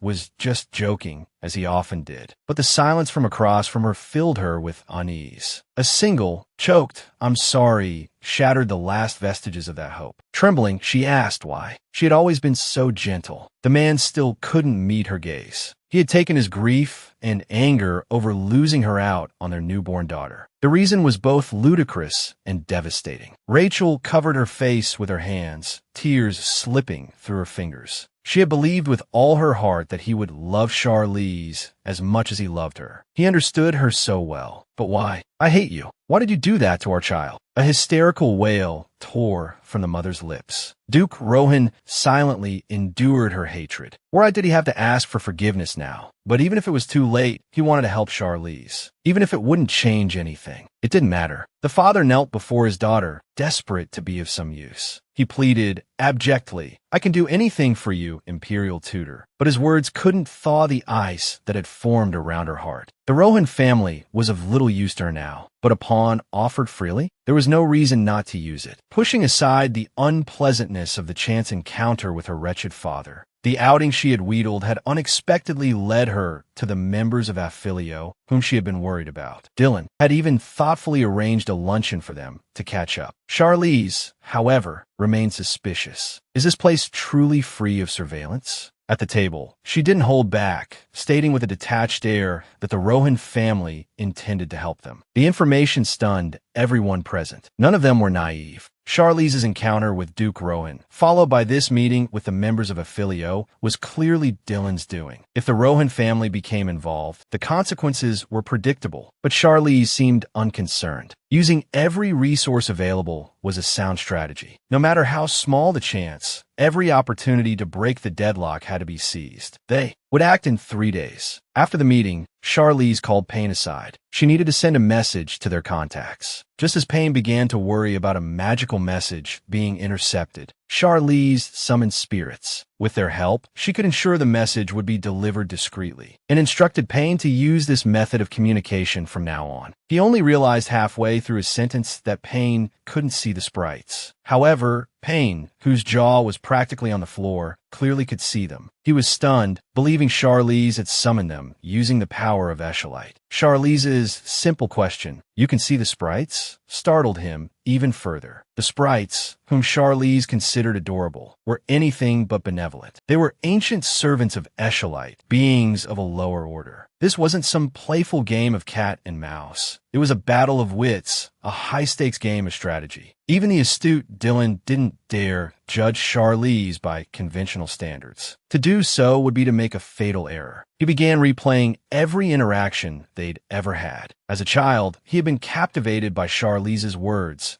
that spoke of kindred spirits. She had wormed her way into his heart. Back then, his youthful focus had been entirely on Charlize herself, neglecting to consider more crucial questions. For instance, how had Charlize found him, given his deliberate efforts to remain inconspicuous? And how had she so conveniently procured the pain-relieving xylose grass for him just before his mother's death? A chilling thought surfaced in his mind. Had she known all along that his mother would die? Coupled with Charlize's unusual hatred for the royal family and her fixation on the first emperor, it suggested a hidden motive for her entering the palace. Yet, after the former emperor's death, her animosity had shifted towards the magic tower. She had burned only the documents related to the Kira project and then left the palace. Dylan's racing thoughts hit a wall. He understood Payne's hatred for the magic tower because of his sister, but what was Charlize's reason? According to Payne, If Charlize had been a subject of the Kira experiments, she couldn't have possibly survived to adulthood. Recalling their first meeting, he hadn't perceived her as a thorny rose. Instead, she had felt more like a cold, sharp blade. Discarding all other hypotheses, no matter how improbable the sole remaining possibility seemed, he had to treat it as fact. That possibility being, Charlize had already lived through the future. Dylan found his own conjecture absurd. Either his obsession with Charlize had driven him to madness, or his deductions were accurate. The answer had to be one or the other. The usually decisive Dylan, in a rare moment of uncertainty, sought the opinion of his shadow guards. Had his fixation on his former tutor clouded his judgment? But the shadow guards wouldn't dare offer an opinion. Even when Dylan's killing intent leaked out, they remained silent. Fortunately, Dylan abandoned the line of questioning and instead asked what Charlize was doing. However, upon hearing that she was uncharacteristically spending all her time in the Empress's chambers, a sense of foreboding washed over him. He truly did understand Charlize. Indeed, upon learning that the sprites were actually low-ranking deities serving an ancient god, Charlize questioned them. Their responses were evasive. They called her Master Kira, yet also claimed she hated Kira. Suddenly, fragments of buried memories surged forth unstoppable. From a moment she had awakened as Kira, the sprites had appeared. They worshipped her as a star god and addressed her as Master Kira. The memory abruptly cut off. Charlize dared not delve any deeper, fearing she might fully embrace the malevolent god within and lose control of her murderous impulses towards Dylan. However, understanding the sprite's origins gave her a new advantage. She instructed them to mimic her habits, creating the illusion of her presence in the Empress's chambers. Meanwhile, she left the palace to seek allies who could assist her. She needed to find the Imperial tutor. If anything were to happen to him, the consequences would be dire. Calmly dispatching the magic tower remnants, the Imperial tutor, Charlize, heard a booming voice from afar. As a group approached, a single phrase, "You're late," revealed their shared purpose. It was to them that Charlize had sent the sprites with her message. She offered information about the sacred artifact of the Laughing clan in exchange for their assistance. But how could an outsider know about their family's most treasured possession? Filled with suspicion, the white-haired man raised his spear, threatening Charlize. "Explain yourself." The words had barely left his mouth when Charlize was upon him, stepping on his spear and silencing him. A shiver ran down the white-haired man's spine. He realized the vast disparity in their power. If she wished, they would all end up like the mage lying dead on the ground. "A wise man submits to circumstances," the white-haired man said, offering a swift apology. "Our clan can communicate with and tame magical beasts. And a tamed beast," he continued, "is faster than any other mode of transportation. For Charlize's second escape, their power will be essential to evade pursuit." With the agreement struck, the scene shifted to Dylan. Despite having confined all of Charlize's aides, a knot of unease still twisted in his gut. He rushed to the Empress's chambers, only to find Charlize draped in a provocative red negligee. She sat on the bed, the picture of a blooming red rose, softly inquiring as to the reason for his visit. Even the worldly Dylan couldn't help but blush, his heart quickening its pace. Maintaining a semblance of composure, he claimed his concerns stemmed from her absence. Charlize soothed him with gentle words, assuring him she had been there all day, never leaving. Yet, the flush in her cheeks and the almost primal scent clinging to her as she drew near told a different story. It all pointed to a hasty return. Charlize was lying. Dylan knew it with unwavering certainty. The conviction that she planned to escape again only deepened. But this wasn't the betrayer's fault, he reasoned. It was the fault of the one betrayed. She must have a compelling reason to leave. He needed to open her heart, to coax her into revealing her true feelings. Only then would she willingly stay by his side. The most beautiful things are often the most dangerous. Dylan wasn't oblivious to the calculations hidden beneath this tender display, yet he found himself powerless to resist. Even if it was just a fleeting infatuation on Charlize's part, he would savor every moment. Meanwhile, at the Rohan estate, a letter from Charlize arrived. Within, she inquired about the possibility of taking action against the Emperor. However, Charlize herself dismissed the request, certain they wouldn't agree to such a drastic measure. In the end, she simply asked them to divert attention away from her escape. The letter concluded with a plea for a reply, even a simple acknowledgement of her request. The three Rohan men were stung by the distrust woven between the lines. This was the first request from their guilt-ridden daughter and sister. Regardless of the cost, Charlize's needs would take precedence. So, they would not only divert the emperor's attention, but also deploy troops to intercept his forces. However, once Charlize escaped this time, they knew they would never see her again. After her intimate encounter with Dylan, the elves reappeared. They simply inquired about the progress of Charlize's plans. But Charlize, ever perceptive, sensed they had more to say. After much hesitation, they finally confessed their dislike for Dylan, deeming him a dangerous presence. Charlize had assumed they would favor a true fragment of Eshelite. This unexpected answer left her wondering, was this supposed danger to her or to Dylan? As usual, when faced with crucial questions, the elves remained silent. But the answer no longer mattered. In a few days, everything would be over. She would escape again. This young man, whom she had nurtured, stirred a disquieting affection within her, a feeling that lingered even with the passage of time. If he weren't Kira Dylan, nor a fragment of Eshelite, would she still be so determined to flee? The more she understood her own heart, the more resolute Charlize became. She had to leave before her resolve crumbled. If Arkan tried to stop her, she would be forced to kill him. He was a masterful monarch, yet also a heartbroken puppy abandoned by his love. Upon finding his love again, he refused to be passive. Instead, he employed his superior intellect to uncover the truth he had been denied. In the Grand Hall, Kahu bowed respectfully to Dylan. He couldn't fathom the reason for this summons. Before Charlize's return, Dylan would occasionally call for him. However, a strange, almost unnatural discomfort always hung between them. Now that she was back, why summon him? The Emperor didn't keep him waiting long, bringing up Liz from the swordsmanship tournament long ago. Only then did Kahu realize that Charlize had asked the Emperor for Shadowbane, a herb known to alleviate the seventh princess's suffering. Considering their close relationship, Dylan should have known Liz was Charlize. What connection did this have to their current conversation? Dylan's voice, cold and somber, provided the answer. I just learned the truth. Knowing Master's character, he wouldn't have yielded unless he felt indebted. He continued, his gaze piercing. Why were you so afraid of me? Even when I was just the 13th prince, you were filled with suspicion. When you saw me with Charlize, your expression froze. You looked terrified, as if what you were seeing didn't align with the future you knew. The rhythmic tapping of my footsteps seemed to echo in Kahu's heart. In the future you experienced, who was the crown prince? This question shattered Kahu's composure. He looked at Dylan in fear, realizing he truly knew. But didn't stop there. Dylan even speculated about a connection between Charlize and Kira. Despite Kahu's desperate attempts to dismiss it as His Majesty's unrealistic fantasy, Dylan remained unconvinced. He methodically analyzed everything about Charlize. Her exceptional skills at only 15, defeating dozens of master swordsmen, her mastery of royal etiquette in various disciplines, and even her intimate knowledge of military secrets. There's only one possibility. Charlize has experienced the future, and so have you, Kahu. Did you also experience time regression? Kahu remained silent. Dylan continued, or perhaps it's unrelated to you. After all, you only knew about Charlize's disappearance.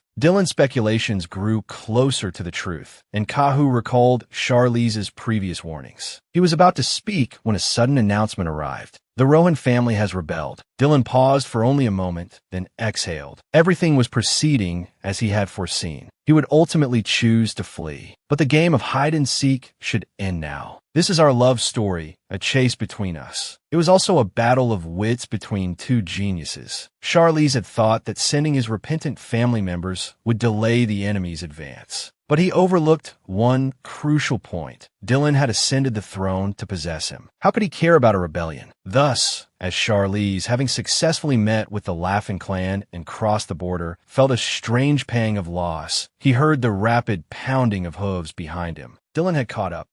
The mercenary company believed Dylan posed no threat. His Majesty's strength wouldn't be enough to stop their captain. However, a single, heartfelt plea, Charlize, how could you leave me again, made Charlize pause. Though he didn't turn back, telling Dylan to return, the man ignored him. Are you planning to leave without a word again? The aggrieved question was met with another, please go back. However, the man's next words were like a thunderclap on a clear day. Taming me and then abandoning me. Is it because your true identity is the demonic sword, Kira? He didn't wait for Charlize to answer before beginning his analysis. Once he confirmed that Charlize had returned from the future, one question kept repeating in his mind. Why did Charlize leave him? And he found the answer. He hadn't wanted to pry, respecting Charlize's privacy. But once he dedicated himself to understanding everything, the overlooked details became clear. From Charlize's desire to make him emperor and Kahu's shock upon seeing him, he could confirm they came from the same future, a future where he wasn't even the crown prince. And yet, Charlize supported him in destroying the royal family. His obsession and hatred for the royal family and the magic tower, along with his foreknowledge and understanding of so many things, were beyond what someone his age should possess. It wasn't difficult to deduce that perhaps, in that original future, Charlize, in his short life, had suffered persecution at the hands of the royal family and the magic tower. And connected to both was Project Kira, the demonic sword. All signs pointed to him being Kira. After hearing this, Charlize didn't refute it, simply stating, I am also one of the royal family members you hate. He thought he could draw a line that way. Indeed, but of all the royal bloodline, you forgave only me. This silenced Charlize. It was true. Aside from Dylan, all other members of the royal family were dead. He had let Dylan live. At that moment, Dylan began to walk toward Charlize. Leaving simply because you are Kira doesn't seem like a complete explanation. Payne, who had been listening, finally understood, exclaiming in belated surprise. He had always believed Charlize was a true fragment of Eshelite. Just as he was about to ask, Charlize gave him his answer, or rather, gave Dylan his answer. He was indeed the demonic god Kira. This answer shocked everyone. Everyone except one. With a radiant smile, Dylan pieced together the reason for Charlize's departure. Charlize, even if you kill me, it doesn't matter. Dylan's voice trembled. He doesn't care that he's Kira. He doesn't care if it leads him astray, ruins him. He's a peerless genius, unprecedented in history. He's an emperor, a conqueror, beloved by his people. Yet, this iron-blooded emperor is still a lovesick, earnest puppy. Even knowing that our meeting was orchestrated, a scheme of his own, that he pushed me onto this jade-like throne only to use me, I still accept it willingly. Haven't you been using me from the very beginning? Please continue to use me. Even if I starve, even if I live like an animal, I will obey. Broken, abject words tumbled out like tears in the eyes of an enemy. He knew it all, yet he claimed he hadn't taught him love. It was because of Charlize that Dylan had found meaning in his existence. Dylan's restrained tears suddenly burst forth like a flood. His composure shattered as he demanded, is it because you are the evil god, Kira, that you're afraid I'll die? Charlize remained silent. Dylan pressed a reverent kiss to Charlize's hand. Whether you are Kira or the demonic sword, your essence is still human. You're the person I love. I won't die. I will find a way. Charlize finally wavered. Perhaps these were the words she longed to hear. Dylan continued, promising he wouldn't be so possessive, that he wouldn't try to monopolize her anymore. He would even fully support Afrilio. If your goal is to destroy the magic tower, I will support you with all my might. With that, Dylan rolled up his sleeve, revealing a pact woven with magic. A pact with my life as the price. Since I've wagered my life, I will absolutely uphold this contract. These words sent ripples of unrest through the Afrilio members behind him. A pact with such a price meant even Ardenac posed no threat to them. It was a completely unequal agreement. With a wave of the Emperor's hand, the entire army behind him dropped to their knees. Yet, even this failed to move Charlize. Is it still not enough? Dylan whispered, hope draining away. Just as Dylan abandoned all expectation, a single sentence, like a beam of light, saved him. If you cannot uphold your oath, your majesty, you will die. Tears welled in Dylan's eyes as he smiled. She agreed. He grinned like a fool, oblivious to Charlize's words about leaving after the magic tower's destruction. Achieving his goal was all that mattered. He didn't know how to suppress his possessiveness toward Charlize. But if she softened because of his humility, then of course he would use this method to keep her. She was his celestial emperor. He had secured his beloved with his life as the bond. He had not only shown courtesy to his followers, but also pardoned the Rohan family's treason. But what puzzled them most was that the leader they followed was the demonic sword, Kira. Their incessant discussion of this fact finally reached Charlize outside the door. It was time for the truth. I'm the most complete experimental subject of the Kira project. That is why I want revenge on the royal family and the magic tower. Charlize slowly entered the room.